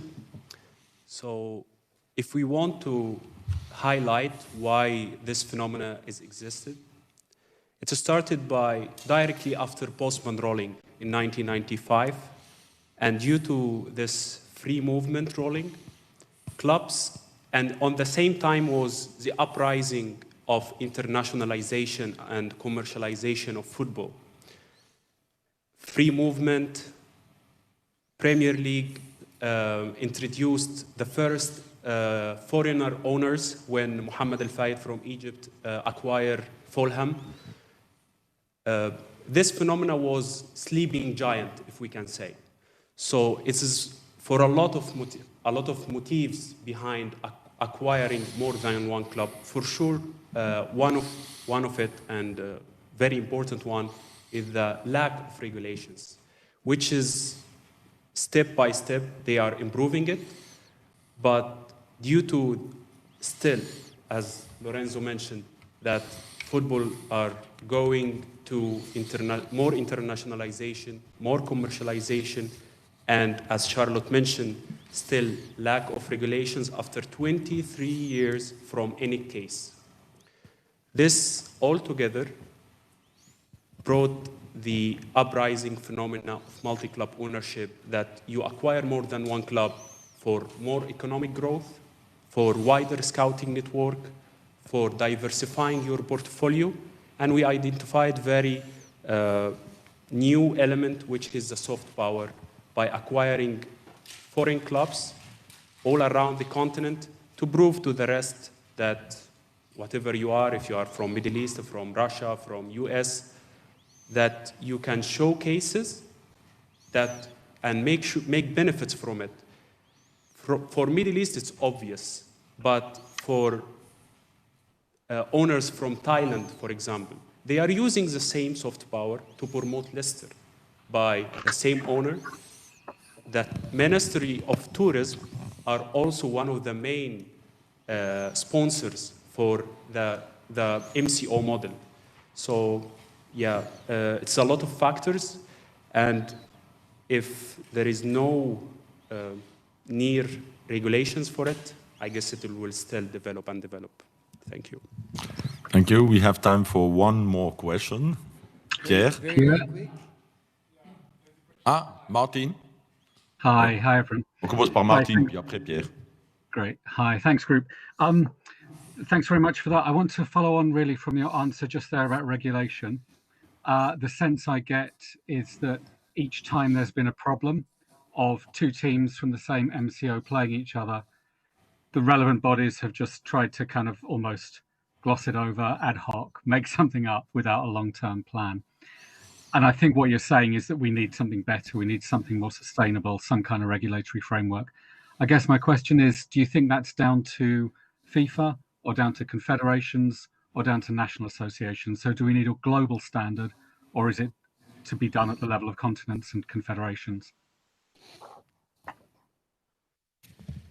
Thank you, Martin, for your question. Well, I believe that in such a situation, there are many stakeholders who are involved. We have the football regulatory body, which is FIFA, that oversees world football, that works in conjunction with the confederations, down to the member associations and to the club. So in mixing all these synergies together, there should be a coherent landscape of the framework, because what they need to impose in their framework should be consistently agreed.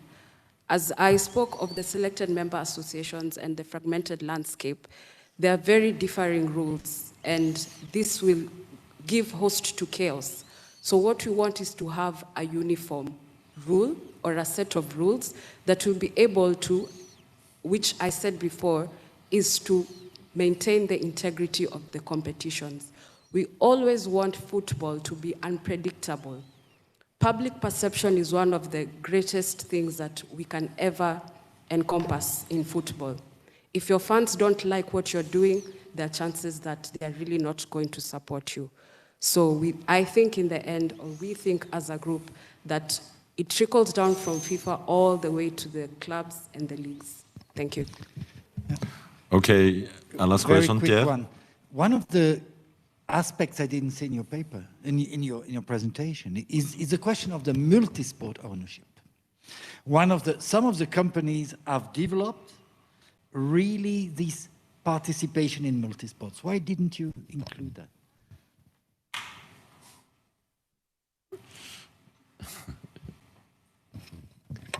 Thank you, Professor Pierre.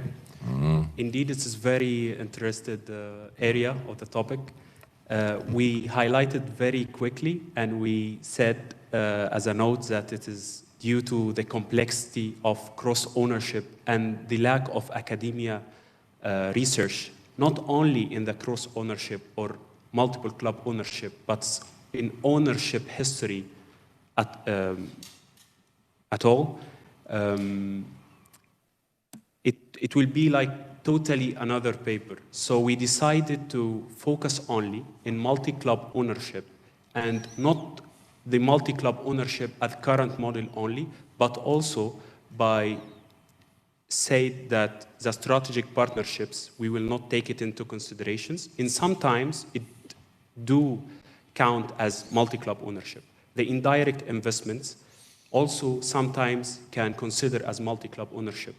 For example, there is example here in Switzerland, the Champions Union HK Holding, they acquire Grasshopper Zurich by indirect link, whereas the owner of the club is the wife of the owner of the company. It is the same MCO model. They do the same strategy. But we decided, due to the complexity of it and a lot of sneaky maneuvers, we decided to stay away of cross-ownership, minority shareholding, and the indirect investments. And we do recommend a lot of research on this area. Thank you. Thank you, Hossam. I think that's all if we don't want to run late. There would be a lot of questions to ask, as I have seen, but I believe we have to close it now. Thank you very much to this group for the presentation and the answers. And it will now be...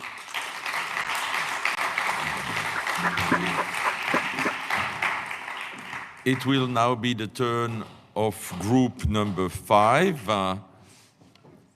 Group which is composed of Fábio Figueiras from Portugal, Pema TSHERING from Bhutan, Malin VESTIN from Sweden, and Idy David WATT from Canada and Senegal.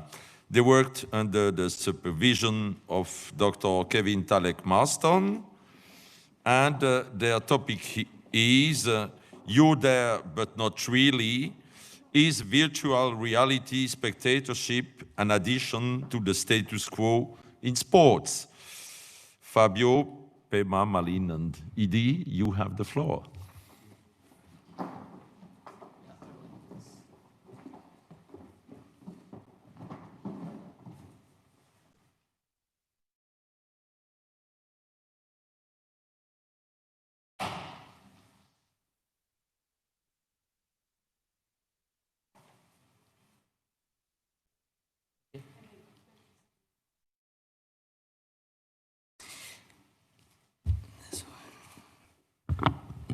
Okay, so to begin, can I ask everyone in the room to please close their eyes and just listen to my voice? And David, instead of sleeping, we would like you to imagine yourself in person at the final game of your favorite tournament, of your favorite sport. Imagine you were in the crowd cheering your team or player on, and think about all the emotions you would be feeling at this point, instead of sitting here in a hot room with us. Now open your eyes. What if I told you you could be there, but not really? These vivid imaginations you were just experiencing are indeed possible through the advancements in virtual reality technologies to actually make you feel like you're there at the event you were just thinking about.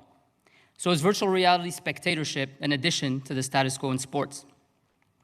This is our agenda for the day. We will define what VR is and hope to dilute any confusion. We will then let you all know our roadmap and how we decided to research this topic. We will then proceed in outlining our methodology. A brief overview of our research will also be elaborated on, as well as our findings and the conclusions we came to. So there are two different realities.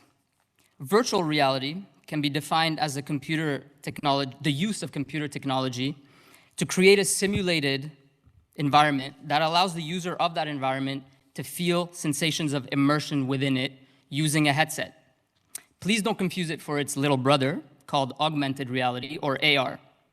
AR is simply real-time digital overlay to a physical space done through your phone or special AR glasses or even the broadcaster. Virtual reality spectatorship is simply a combination of live spectatorship and virtual reality. So I can sense that everyone in the room here is very curious in understanding our thinking and how we came to this topic. So here's our roadmap. The roadmap represents how we came to our research question. And so just like everyone here on my right, we started reading articles based on our interests, had discussions among ourselves, and we came across a PwC report that predicted that these two technologies have the potential to deliver a $1.5 trillion boost to the global economy by 2030. We believed it was important to explore what it has and could mean for the sports world. Now, imagine that 99% of you here in this room never have the chance to go experience a game of any kind live in an arena. Imagine, Thomas, that because of immigration reasons, your financial situation or your time, you weren't able to go watch Germany play in the Euros this summer. Well, that's the reality we're living in the world today. 99% of sports fans around the world will never get the chance to experience a live in-arena game of their favorite team due to some of the reasons I just mentioned. So what can be done about that? How do you bring these imaginations you were all just experiencing to the people at home? We thought that although these inequalities are present, VR has and will be a solution to overcome them. We also wanted to investigate something fun and innovative, and we please ask you to not believe that we think that these technologies can replace the experiences felt at the stadium. From what we've learned during our study, nothing really can. But VR can undoubtedly complement the experience at home. Now, due to the novelty of such a technology, we quickly realized that we needed to center our research around two of the most innovative leagues. So we decided to compare two of the most prominent and forward-thinking leagues that have the cash to explore these technologies. And so we decided upon the Premier League and the NBA to see how they have been using VR to deliver live broadcasted games to fans and how these technologies have been complementing the broadcasting landscape. And after hours of trying to formulate a decent question, we came to the following question to drive our research. How does VRS complement sports broadcasting and consumption and analysis of its significance in the EPL and NBA? Now moving on to part 2 of our presentation, our methodology. To be able to conduct this research, the data was collected through 4 stages. The first stage was purely desk research, where academic journals, books, and news articles were used. The second step was producing and distributing a survey to fans to better understand fan perception about VR in sports broadcasting. The third step was to identify and conduct stakeholder interviews. We conducted 18 of them with different groups such as VRS experts, broadcasters, leagues, fans, and the technology itself, both on the software and hardware side. By the way, the second and third step were conducted simultaneously to collect both primary quantitative and qualitative data. The fourth and last step of the process was to analyze the collected material from all different steps and draw conclusions.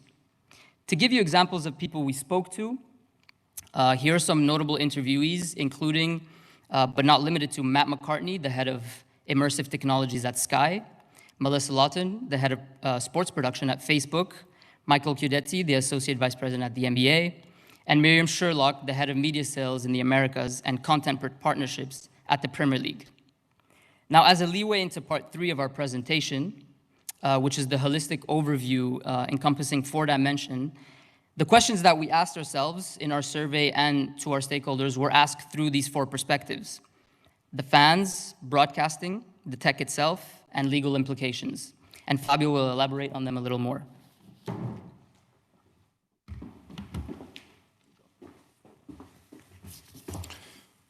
Obrigado, Idy. And now, as mentioned, we will go through the 4 perspectives.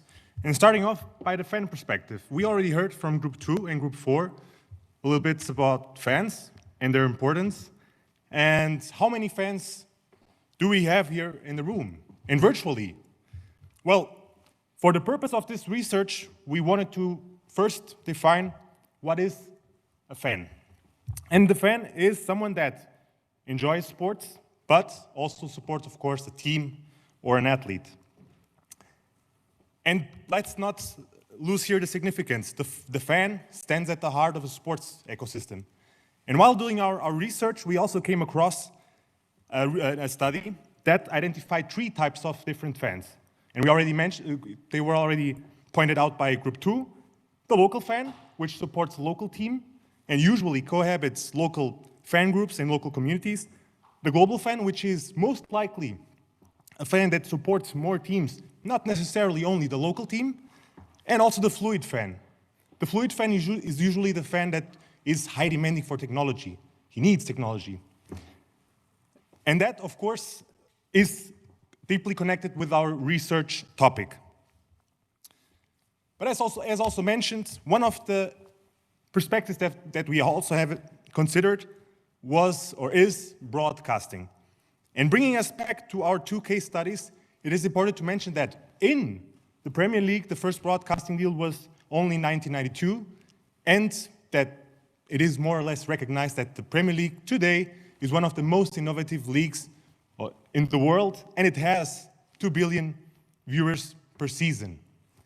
On the other hand, the NBA has had its first broadcast in 1953. Since 60s, 70s, and 80s has been showing a steady growth and has their own OTT platform in which they stream their games and also stream their VRS content. But we are here to speak also on the immersive technologies, VRS, the immersive experiences that you are able to get through it. But what is immersion? Well, to be immersed means being embedded within another material or space. Consequently, that results in an enhanced interactivity. And that, of course, enhances viewer experience by being virtually present. You're not there, but you are still there.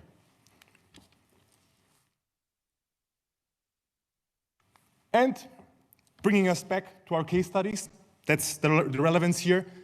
Immersive technologies has been there in the NBA since 2014, with a pre-game being tested in that year. 1 year later, VRS was fully deployed in the NBA. In the EPL, a little bit different. 2016, the immersive technologies have been tested with the Sky VR launch, but only in 2020, the VRS function was deployed and as such is in place. The last perspective that we wanted to conduct our research on was on the legal implications of VR, but mostly on VRS. And one of our challenges was VRS is a very novel industry. As such, there is no case law, no jurisprudence, and on VR there is, but our main challenge was to kind of do the bridge from one to the other. Another block on the legal implications are related with the user implications, such as the data protection, the gathering of biometric data, but also product liability. Finally, another 2 blocks were identified through our research: intellectual property rights, such as trademark, patent, and copyright, and also other possible issues, such as the device, the VR hardware, causing health risks, such as nausea as a side effect, or even the validity of virtual contracts, jurisdictional questions, and finally, criminal behavior associated to the usage or during the usage of these devices. Now, to guide you to the part of findings, we will have Malin coming on stage. So, Malin. Thank you, Fabio. As researchers thought it was important to try and experience a game in VR headsets. So here's a short anecdote from a couple months ago. Go back to... Hey, can we connect with a cable into the VR headset? Okay. I thought it would feel like The same. No, they don't. There's some angles that they don't. Ooh, nice. But,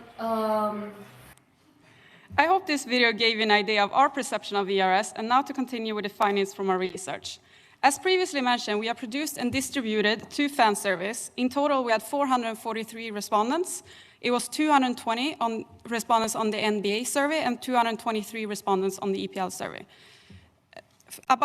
As you can see in the green chart, about 42% said that they were aware of VR in EPL, compared to on NBA, it's over 50%, 51.4% to be exact, that are aware of VRS in sports. This is compared to that it's only around 15% in each league that has tried VR in a sporting landscape. This difference is clarified with what Matt McCartney from Sky Sports said. I don't think there was an awful lot of VR sports. So when I asked my customers if they would watch it again, there was not much of an expectation because people didn't know what to expect. The following quote shows the contrast on how each league is working with VR. Michael Chiodotti from at NBA said, I think it's going to be a huge growth driver of our sport, a new touch point to our away fans to further engagement.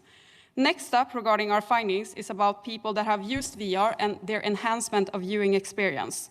So again, the sample size is very small. People that have used a VR headset between 1 to 5 times, 88% of them experienced a medium or a high difference compared to traditional broadcasting. People that have used a VR headset 6 times or more, 100% of them experience a medium or a high difference compared to traditional broadcasting.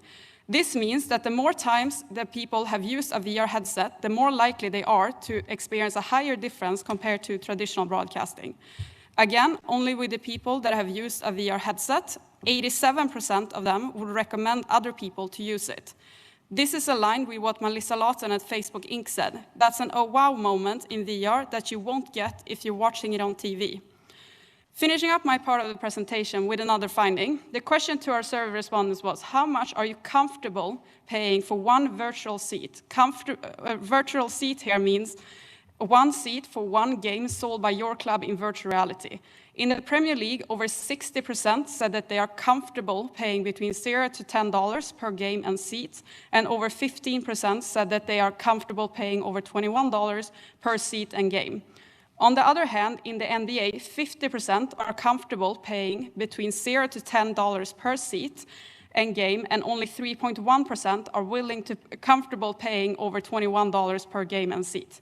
This is confirmed by Miriam Sherlock from the Premier League. The biggest limitation is whether a consumer is willing to put their hand in their pocket for what we all still consider to be a complementary add-on. Now Pema will conclude our findings and the presentation.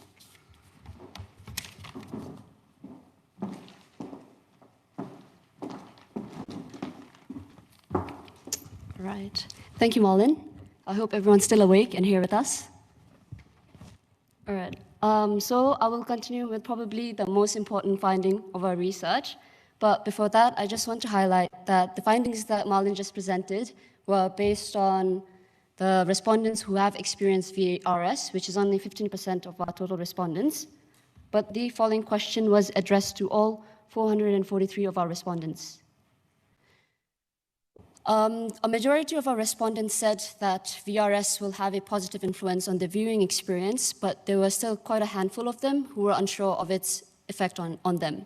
So we showed all 443 of the respondents the following video.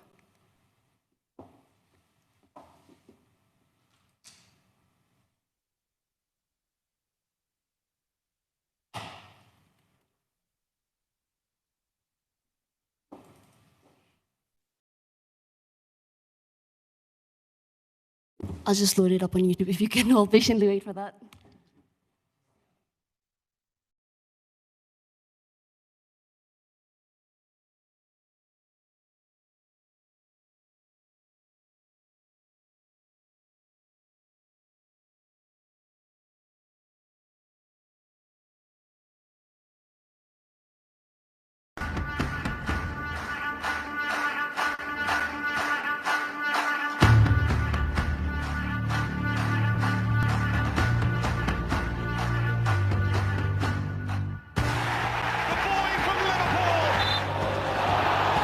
That's a breaking news from the Nürburgring. Smart. Marcus Smart from deep.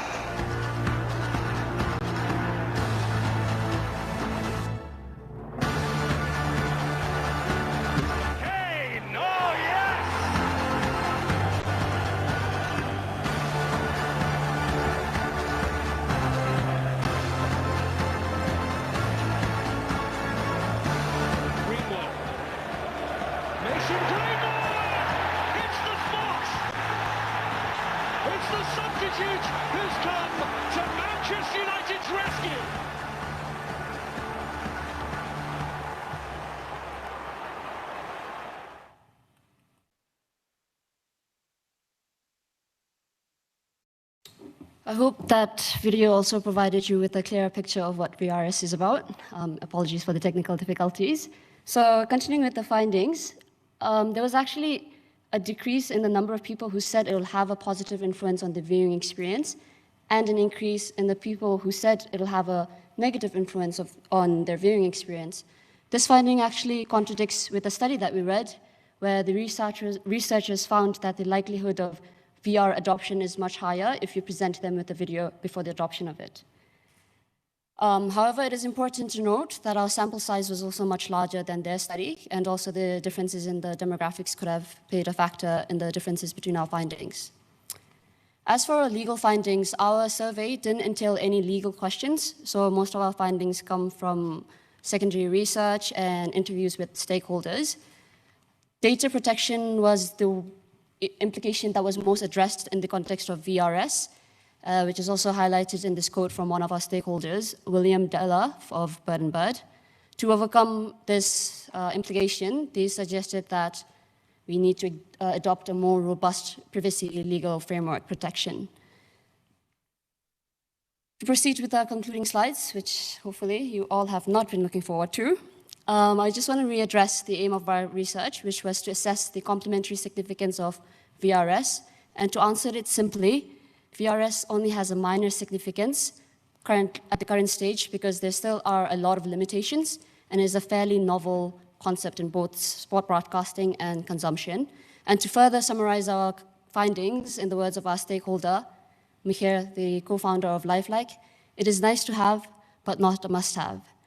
So on our journey, we obviously found a lot of gaps in our research, but we'd like to present them as opportunities instead.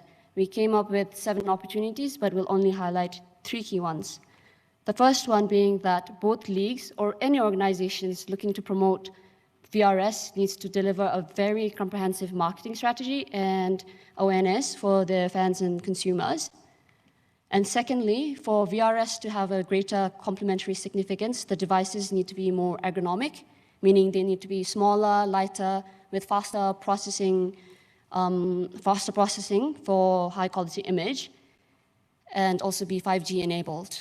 And lastly, sports that are played on a small geographic scale, such as tennis or netball or even chess, if that's your cup of tea, is more feasible with VRS because they require less technical setups. And with that, I would like to request everyone in this room and the ones who are following online to please close your eyes again. Francesca, are your eyes closed?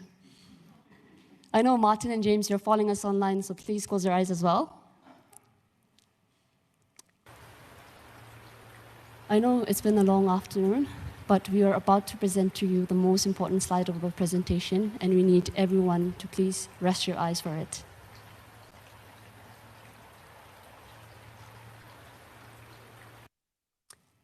Thank you very much. You may now open your eyes.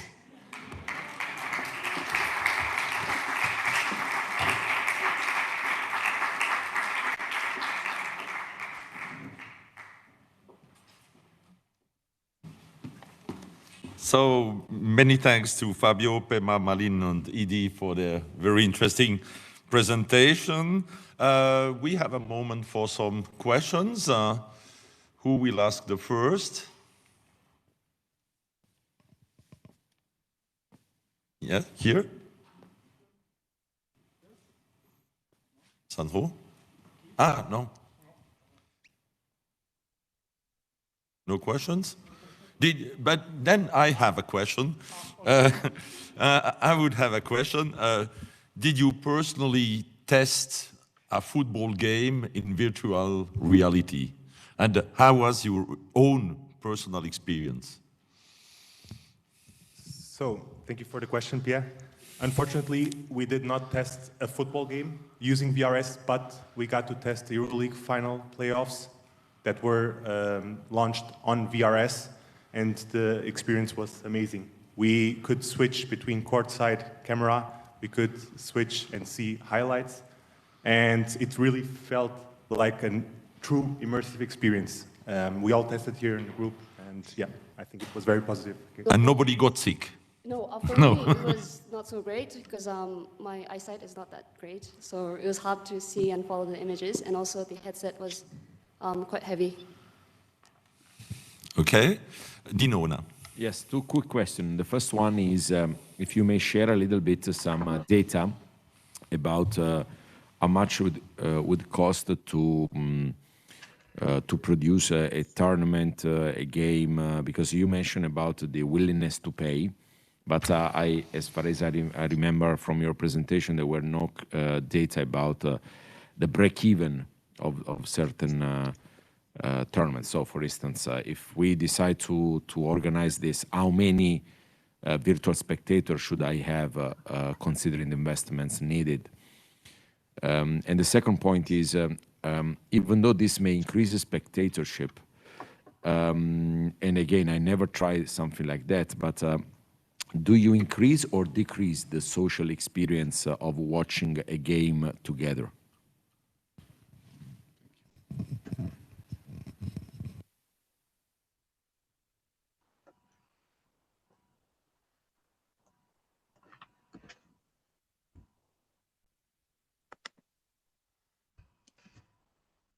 All right, so thank you, Dino, for your questions. For the first one, we didn't look at the actual price it takes to set up, but from our stakeholder interviews, they said the technical, like I said in my, the limitations or the opportunities, there's a lot more requirement for technical setups. That's why for sports like tennis, the scale is much smaller, so it won't require as much.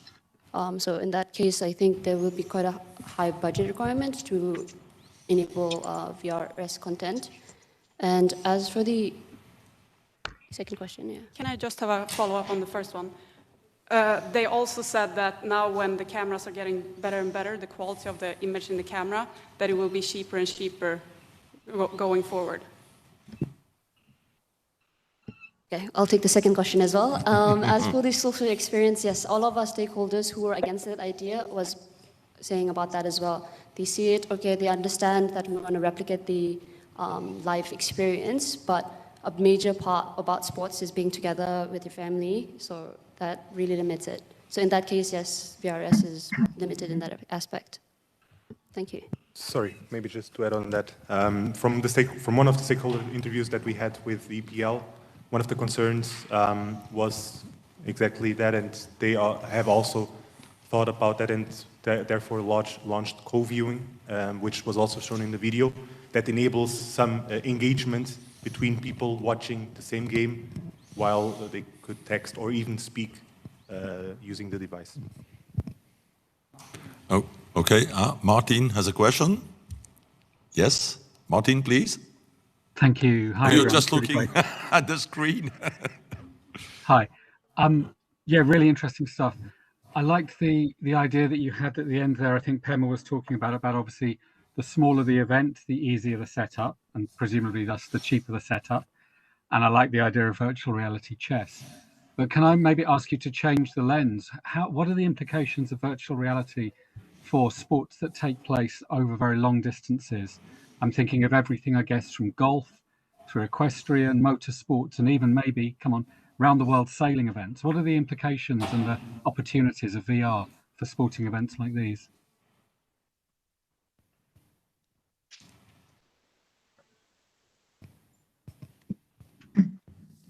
Hi, Martin. Hi. Thank you for your question. It's actually very difficult on large scales. So we had stakeholders that highlighted the fact that golf or sailing would be quite difficult. And sailing specifically due to the fact that the camera would be moving and you don't know where to put the camera on the boat. And so that's again another limitation that is in our paper. Kevin, please. James. Hi, James. Hello there, nice to see you. Yeah, so my question is coming from Leicester, and I was just wondering if you think there's going to be an even greater interest in this sort of technology by clubs and sport events in light of reduced capacities being imposed by COVID. Sorry, James, could you repeat the question? Yeah, it's just if you have found in your research that there's an even greater interest in this sort of technology by clubs and sporting events as a result of the reduced capacities imposed by governments at sporting events due to COVID. So this could be a way to engage with supporters and fans so they can still sort of virtually attend events.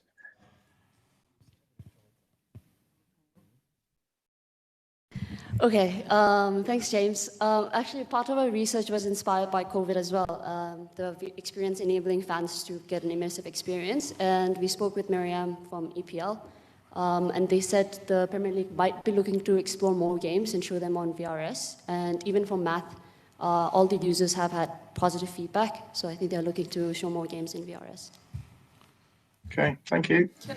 Can I just have an add-on on that? The upcoming Olympic Games will be shown in VR as well, so it goes on big events as well. Okay, now a last question for Kevin. Thank you, group. My question is related to the bias. So obviously, you mentioned this in your paper. When you spoke to your 18 different stakeholder experts, everyone was largely convinced about the utility and the potential for VR and VRS. And then there is this statistic that you mentioned, which goes a little bit further, because there's something you didn't mention, Pema, which is that in the 11 plus times that you've actually used VRS, the numbers go down. So if you've used it 1 to 5 times or 6 to 10 times, there's a strong willingness to use, right? But when you've used it more than 10 times, at least I understand the limitations of your sample size, etc. But what is this? What's the explanation for people that have used it more than 10 times where the interest actually goes down? Is that related to the health issues? Is it related to other aspects? And how do you see that as a challenge? That's empirical from people who have used it, in contrast to the biased perspective of everyone that you spoke to, that clearly says, oh no, VRS, we have to use it, we have to develop it more, etc. So can you expand on that?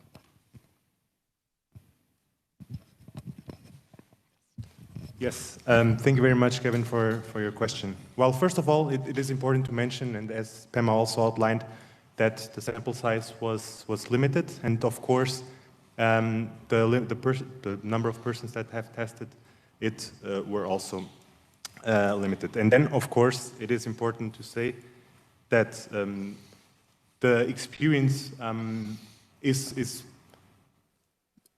more or less based on their perception of usage, and the perception was positive in using it in the first times. No? Have any add-on? Yeah, Kevin, thank you. So that was one of the issues with our stakeholders as well. They said, sure, VRS is exciting at first, but then how do you get the users to come back again and use the headset? So part of it, like I think on our paper, we talk about the 21st century fans. One of them is that they're very driven by data and information, but VRS at the moment don't provide that. And then still at the same time, they also want to have their second screen. So VRS, the headset, stops you from doing that. And that's what they want. So one of the suggestions from our stakeholders was actually also integrating AR and then having everything that you get on your phone also on the screen so you're fully immersed. Yeah. Okay, thank you very much to your group for the presentation and your answers. And now we arrive at the last, but of course not least, presentation by the group number 6. who is composed of Nisrein Al-Qaisi from Jordan, Amra Kubat from Bosnia and Croatia, Nitish Metikurke from India, David Ribeiro from Portugal and South Africa, and Dilara Yasakan from Russia and Turkey. Their supervisor is Professor Pierre Lanfranchi, and the group topic is Pirates of the Stream, an assessment of illegal streaming of European football. Here is the little thing you will need. Nisrein, Amra, Nitish, David, and Dilara, you have the floor.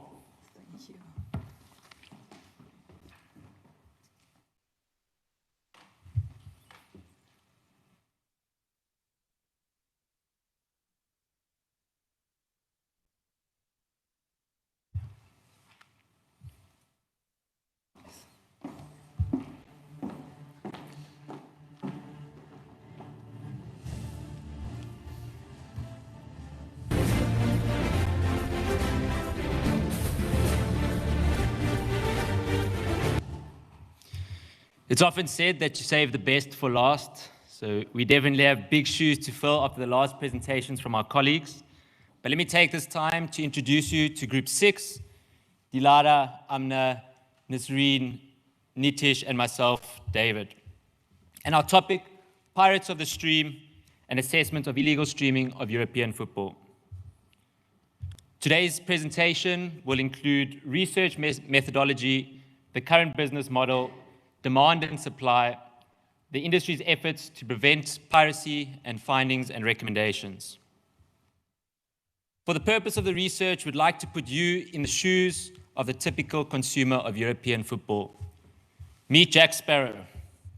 Jack travels from country to country, traveling the world, and never misses a game of his favorite football team.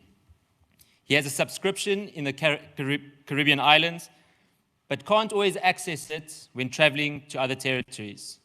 This situation, and the situation that we found ourselves in when leaving our homes to travel to different countries to study the masters, motivated us to research illegal streamings and the motives behind why consumers use illegal streams. We were confronted many times during our research by others saying that the answer to illegal streaming is quite obvious. People do not want to pay for legal streams and would rather use illegal streams. Through our research and discussions with professionals in the sports, broadcasting, and law industries, we found that the answer to illegal streaming is a lot more complex than that. The demand for illegal streaming and content has increased drastically over the last year with COVID and restrictions keeping people at home. 3.4 million people used illegal streams in 2020, with a 70% increase in France alone. 522 million euros were made from illicit revenues, a direct impact on the sports industry. Mobdro, an illegal streaming app with more than 100 million subscribers, was shut down in 2020 by the English Premier League, the Spanish La Liga, in collaboration with Europol.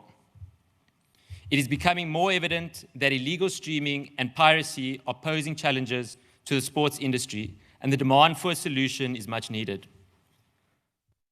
Our research is aimed at the following question: why is illegal streaming happening, and what is being done to prevent it? We took an approach of a 360-degree analysis to understand the perspectives of all the stakeholders within the sports industry, with a main focus on European football, as this is the largest globally consumed football product. Naturally, we compared different industries and their efforts to fight piracy. We took this into consideration, but found that the sports industry differs completely due to the fact of the live factor and the complex broadcast rights sales. Naturally, we moved towards the current business model, and I leave this to Dilara.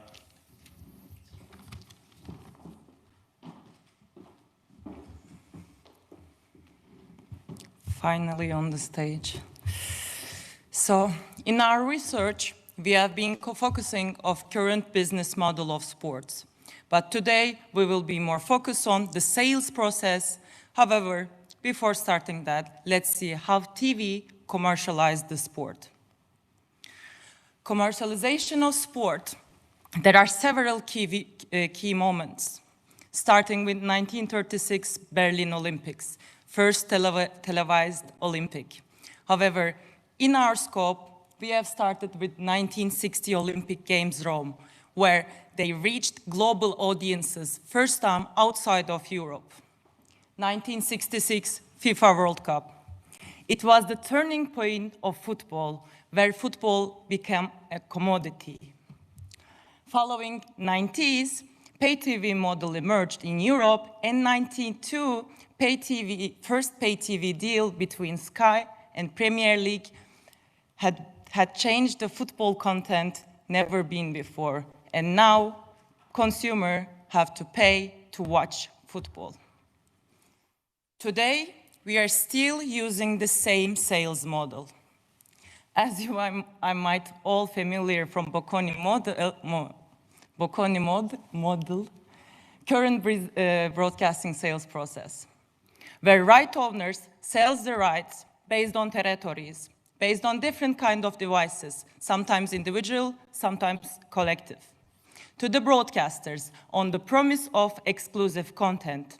These consumers are buying and paying subscription fees to the broadcasters to be able to watch their football games. And then at the end of this cycle, broadcasters are paying high value broadcasting rights to the right owners. For example, Premier League right now is valued as $12 billion. As English FA lost against Italy, they are still one of the most valuable football contents. And looking at the trends, our research identified 3 findings. 1, fun experience. As Group 5 mentioned, virtual reality, different kinds of tools, different kinds of social media platforms. Consumer wants to engage with the content. The second one may be a negative trend for traditional TV broadcasters. People are not willing to pay hundreds and thousands of channels that they are not watching. Instead, right owners now understand the value of the content, and they're monetizing themselves and broadcasting. And in our research, we conclude this chapter by saying the current broadcasting rights sales is too complex, and the environment of it is the landscape is changing. And this creates demand for piracy. And now Amra will talk about demand and supply.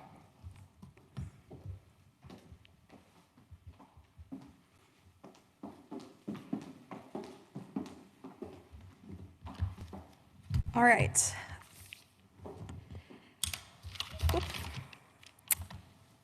It was critical for us to understand the demand and supply side of illegal streaming to complete our research on the illegal streaming phenomenon. And we did this by sending out a survey to football fans around the world in order to get their insights as to why they illegally stream. It is important to also mention that we were able to find suppliers of illegal streaming and contact them, but they refused to speak to us. Nevertheless, this research is complemented by other sources in the literature to give a holistic understanding of why there's a demand and supply. We had some important findings in our survey that raised some questions. First, 51% of our survey respondents who said they watched an illegal stream also said that they subscribe to TV or other platforms. So that yields the question, why are they not watching sports through their subscriptions? Next, we had 70 of our respondents tell us that they believe illegal streaming is wrong. So why are they doing it? And finally, 62% said they would pay for a Netflix of sport platform. What does that say about the way content is made available to the consumer? To answer these, and in the second part of our survey, we were able to derive the main drivers of demand for illegal streams. The first is availability. Consumers will turn to illegal streams because of the geographic and regional discrepancies that exist in the way that content is made available to them. Second is price. One of our respondents drew our attention to the fact that different leagues are sold in different packages, and to have them all together costs too much money. To give you an idea, Research showed that in the UK, a football fan would have to pay over 1,000 British pounds annually to have a subscription that includes the top 5 European leagues and the UEFA Champions League. Moving on, we have the issue of accessibility. Today, sports content is still largely made available on the premise that people watch television, but we've seen that that trend is changing. And lastly, it's convenience and quality. Our survey respondents have told us on multiple occasions that sometimes illegal streams are simply the most convenient way to go, and quality doesn't get compromised always. Sometimes it's even better. So to quote an industry professional who we interviewed for our research, Arnaud Simon, he said, "No one is a pirate by pleasure. You will get into piracy because there's a way you want to consume content that is not provided for you." So how does illegal streaming provide for the consumer, and how? And who does it? Who's behind it? Typically, there are 4 main ways you can find an illegal stream, and maybe some of you are familiar with them. The most obvious and popular ones are social media streaming and websites where consumers can go find links that bring them directly to the broadcast. And in the emerging landscape, there's also external devices and mobile apps that give similar access. We wanted to understand who is the provider of these services. So we profiled, thanks to our research, the suppliers. And there are 3 main categories of them. They're all in it for profit. They make money out of it. They put ads on their websites or they sell subscriptions. Yes, they sell subscriptions to illegal streaming platforms. But they have a varying degree of interest that we call, let's say, social factors. So individuals, for example, on one hand, they might be in it because they sometimes subscribe to a philosophy that sports content should be made available to everybody. On the opposite end of the spectrum, we have crime groups who use these illegal streaming websites as a wall that they hide criminal activity behind by stealing user data and information and selling it onward for illicit reasons. It's a complicated landscape of illegal streaming. But we've kind of simplified it for you. Demand is driven by the fact that consumers are better provided for by illegal streams, and on the other hand, suppliers are there because there's money to be made for them. And that concludes the overview on supply and demand. I pass the floor on to my colleagues Nisrein and Nitish, who will review the industry efforts to fight piracy and illegal streaming. Thank you.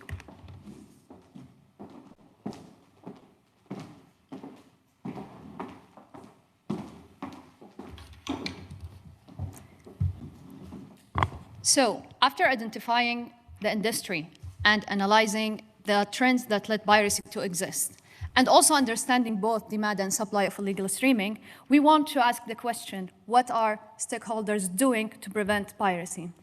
After conducting several interviews, we found out that there are 2 main actions they usually take. First one is the legal actions, and secondly, technological solutions. And I will be speaking about the legal actions. Now, before going into the available legal actions, we did an analysis to the legal framework to protect broadcasting. And we found that broadcasting is protected under IP rights, intellectual property rights. And we also found there is a difference in categorizing broadcasting under intellectual property right. Some national legislations consider broadcasting of a football match as a film production and protect it under their copyrights law, such as UK Copyright Act. Other legislations consider the broadcasting as a broadcasting organization work and protecting it under related rights. Now, like the Qatari copyrights and related rights law. Now, there is not much difference between those 2 types of rights. However, there are some differences in terms of the term of a protection. Usually, copyrights laws are protected for 50 years, while related rights are protected for 20 years. After looking into the legal framework, we dig deeper into the regulatory protections, and we found out that there are 3 levels of protection for broadcasting. Starting with the international level, through the International Convention, where International Convention provide a worldwide protection. For example, WIPO, Copyright Treaty. And what's important about this treaty is that they provide a protection for digital stream from fixation and reproduction without the consent of the right owner. Secondly, there is a regional level of protection, and in our paper, we focus more on the European Union institutions' effort.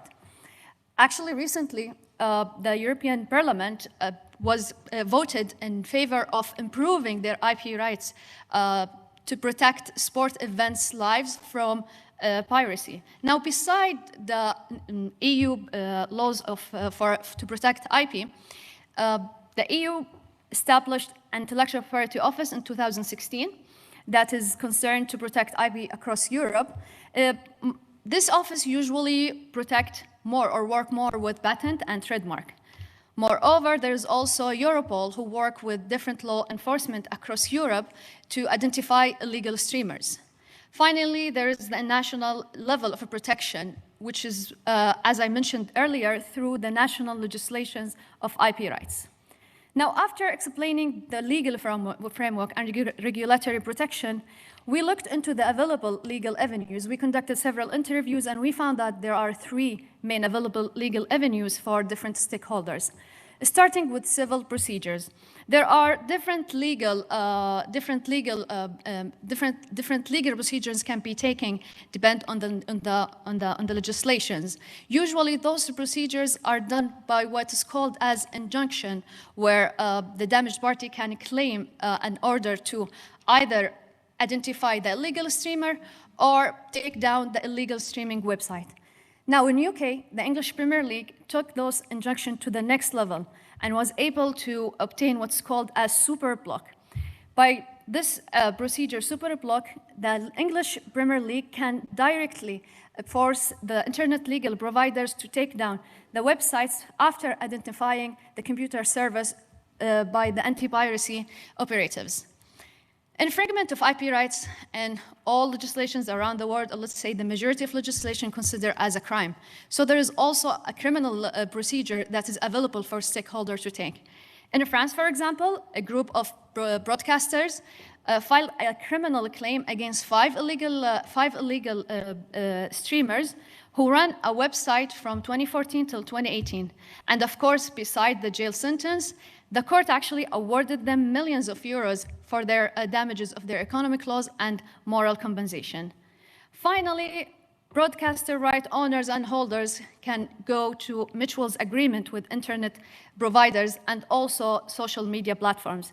In our interview with a representative of BN Sport, they mentioned to us that BN Sport have mutual agreements with YouTube, Facebook, and other social media platforms where those platforms are entitled to take directly the post or shares for illegal streaming links.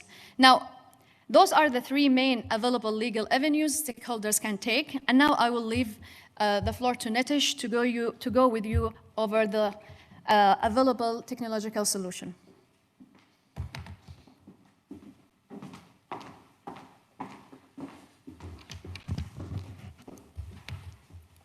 Next, we look at the technology ecosystem that rights holders and right owners work with. They usually partner with technology companies to fight piracy.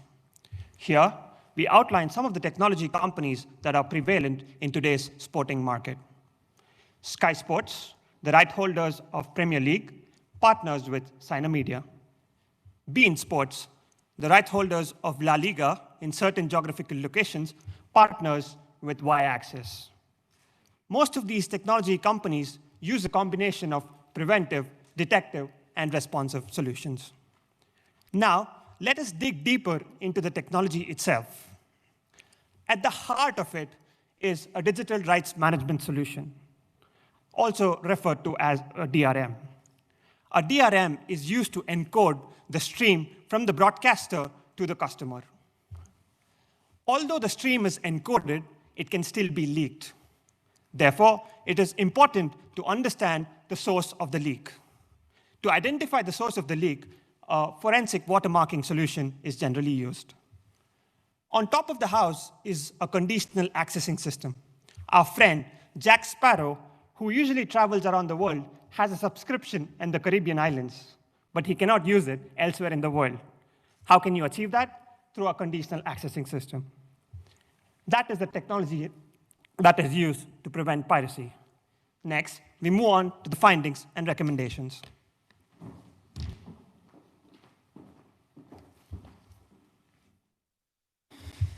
The challenge with piracy is it's not a new one, and the problem is difficult to eradicate completely. The research has revealed that the problem is persistent, and the possible solution is quite complex. Our findings include the current broadcast business model is insufficient and inefficient. Consumers are not getting what they want, and the motives for illegal streaming is more complex than that of just not wanting to pay. Low levels of regulation hinder right owners and law enforcement in their efforts to crack down on piracy. And technology is a double-edged sword. As the technology used to prevent piracy and fight to decrease illegal streaming, so is the technology used by pirates to circumvent these efforts. Jack is back, and it would have been easy to suggest stricter laws and processes in order to prosecute Jack and all those that consume illegal streams. However, we find that the power lies with all the stakeholders to provide better and more available options in order to reduce the problem. We saw a lot of similarities to the Taylor Report in 1989, and it would be easy to identify the hooligans as the main culprit, as we would the pirates in our case. But the problem is a lot more complex. As the paper analyzes, the current business model for broadcasting should adapt to give consumers what they want: quality, availability, convenience, and flexibility. These 4 criteria should make legal streaming a more attractive option than that of illegal streaming. Constant blocking and taking down of sites should ensure that illegal streaming is unattractive and near impossible for consumers to use. The second part of our recommendations, find them with technology, find them with law, focuses on the future use of technology and regulations. More efficient regulations need to be introduced, and this can be achieved by the intervention of international and regional legislators, specifically adopting an anti-piracy legislation that tackles the sports live event piracy. To conclude, what this research shows is that it is possible to navigate the seas full of pirates if stakeholders work together in order to sink the illegal streaming ship and to provide accessible packages at prices more aligned to what consumers are willing to pay. And as Kevin would say, game over. We welcome any more questions that you might have.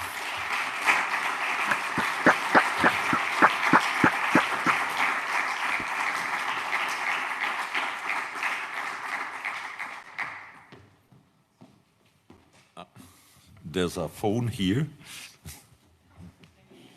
So, many thanks to Nisrein, Amran, Nitish, David, and Dilara for their very interesting presentation. I'm sure there are some questions, even if it's late, but Sandro, peut-être. As you mentioned in your presentation, I've heard Arsene Wenger talk in a conference about Netflix of streaming. Sorry, do you hear me? Do you hear me? Okay, I heard Arsene Wenger in one of his talk talking about the Netflix of streaming. Have you heard something about that or not? For international football. Matrix of streaming? Netflix of streaming. Okay. Like to tackle down the problem of illegal streaming, to do like a Netflix of streaming. Do you have heard of something about that or? So sports of Netflix, right now I understand. Yeah. Okay. So sports of Netflix, or let's say the Spotify, it's a bit hard to apply in the sporting industry. As I mentioned in my part, the sales of broadcasting rights, they are based on different types of territories. And usually right owners, when they're selling to broadcasters, they're depending on these locations. It's just one of the examples. And based on that, usually it can be a struggle from a broadcaster and right owner model to get the money and plus to broadcast the content.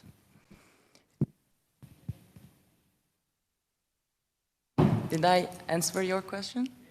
Okay. Thank you. Okay. Amra, you wanted to say something, yeah? Yeah, I could add on, like when we spoke to our stakeholder, in our stakeholder interviews to people in the industry, especially in the broadcaster level, we kind of circulated this idea to them, what about a Netflix of sport? And they all kind of said, in an ideal world, it would be amazing, but just the current model that Delara was mentioning, it's kind of not possible right now. But we definitely wanted to know whether consumers would be willing to pay, because maybe that could give a push towards, towards that direction. Okay, Kevin, please. Thank you, group. Game over, yes. Yeah, game over. Well done. I would like to ask you about, well, before the game is over, about one of your assumptions. Can you hear me? Sorry. Yeah. All right, let me do this. You make a clear assumption at the beginning of your paper about lost income. The income that goes to illegal streaming sites that could go into the sporting system. I would like to get you to expand on that a little bit. Is there any learning that you have from the other industries, whether it's film, music, where there's a sense that fighting piracy has actually brought income back in? Or is that simply an unverified a priori assumption that is, we think the money is going out of the system? But the fan who does the illegal streaming, okay, we understand from your data that there are people who do it because there is no other better option, and I think many people in this room would agree, if you're honest, right?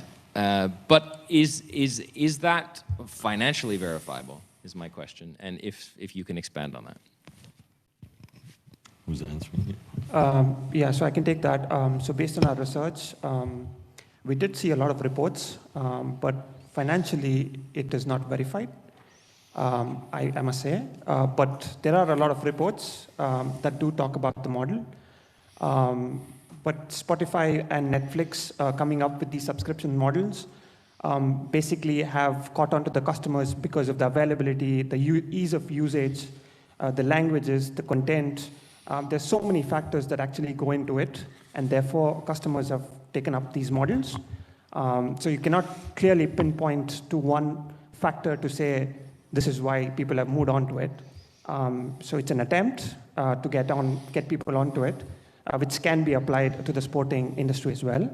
But financially, you could say that because Spotify and Netflix have kind of grown in terms of subscriptions and the amount of people that use it, it can be said in popular parlance that, yeah, it is successful, but financial verification is pretty hard. That is what we kind of observed in our analysis. I hope that answers the question. To add on that, yes, thank you. So we first need to understand that when illegal streaming happens, how they earn the money, yeah? From advertisements and from subscriptions. So when we look at the other industries, they're also used to earn, there's still illegal streaming, piracy exists, but they reduced thanks to Netflix and Spotify. It's a different topic. But however, these data can be calculated by advertising and subscription models, and then depending on their populations, and then looking at which infringements have been exist. Yeah. So if I can answer your question, yeah, thank you. Okay. I believe it's time now. I see no urgent question, no urgent request for a question. Thank you very much for attending.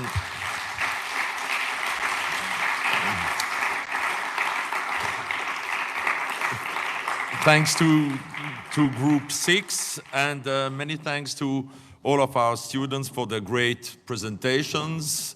I believe we learned a lot, and I'm sure the dissertations will be a source of inspiration for many people. I believe the scientific committee will now meet to set the marks for these final projects. We will know tomorrow which group wins the Mandela Award for the best final project group presentation.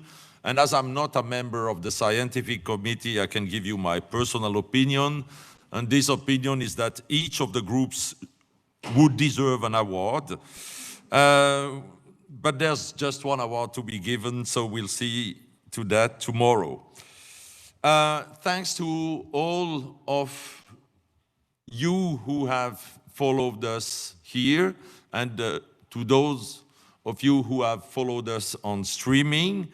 And it's my pleasure to invite all of those who are in Neuchâtel today for an aperitif, which will be served right now at the restaurant Café des Amis. That's 200 to 300 meters from here, Café des Amis, in the direction of Saint-Blaise. For those who know where it is, you can proceed directly to the restaurant. And for those who don't know where it is, just follow someone who knows. Thanks to all for being with us today. See you in a moment. Bye-bye.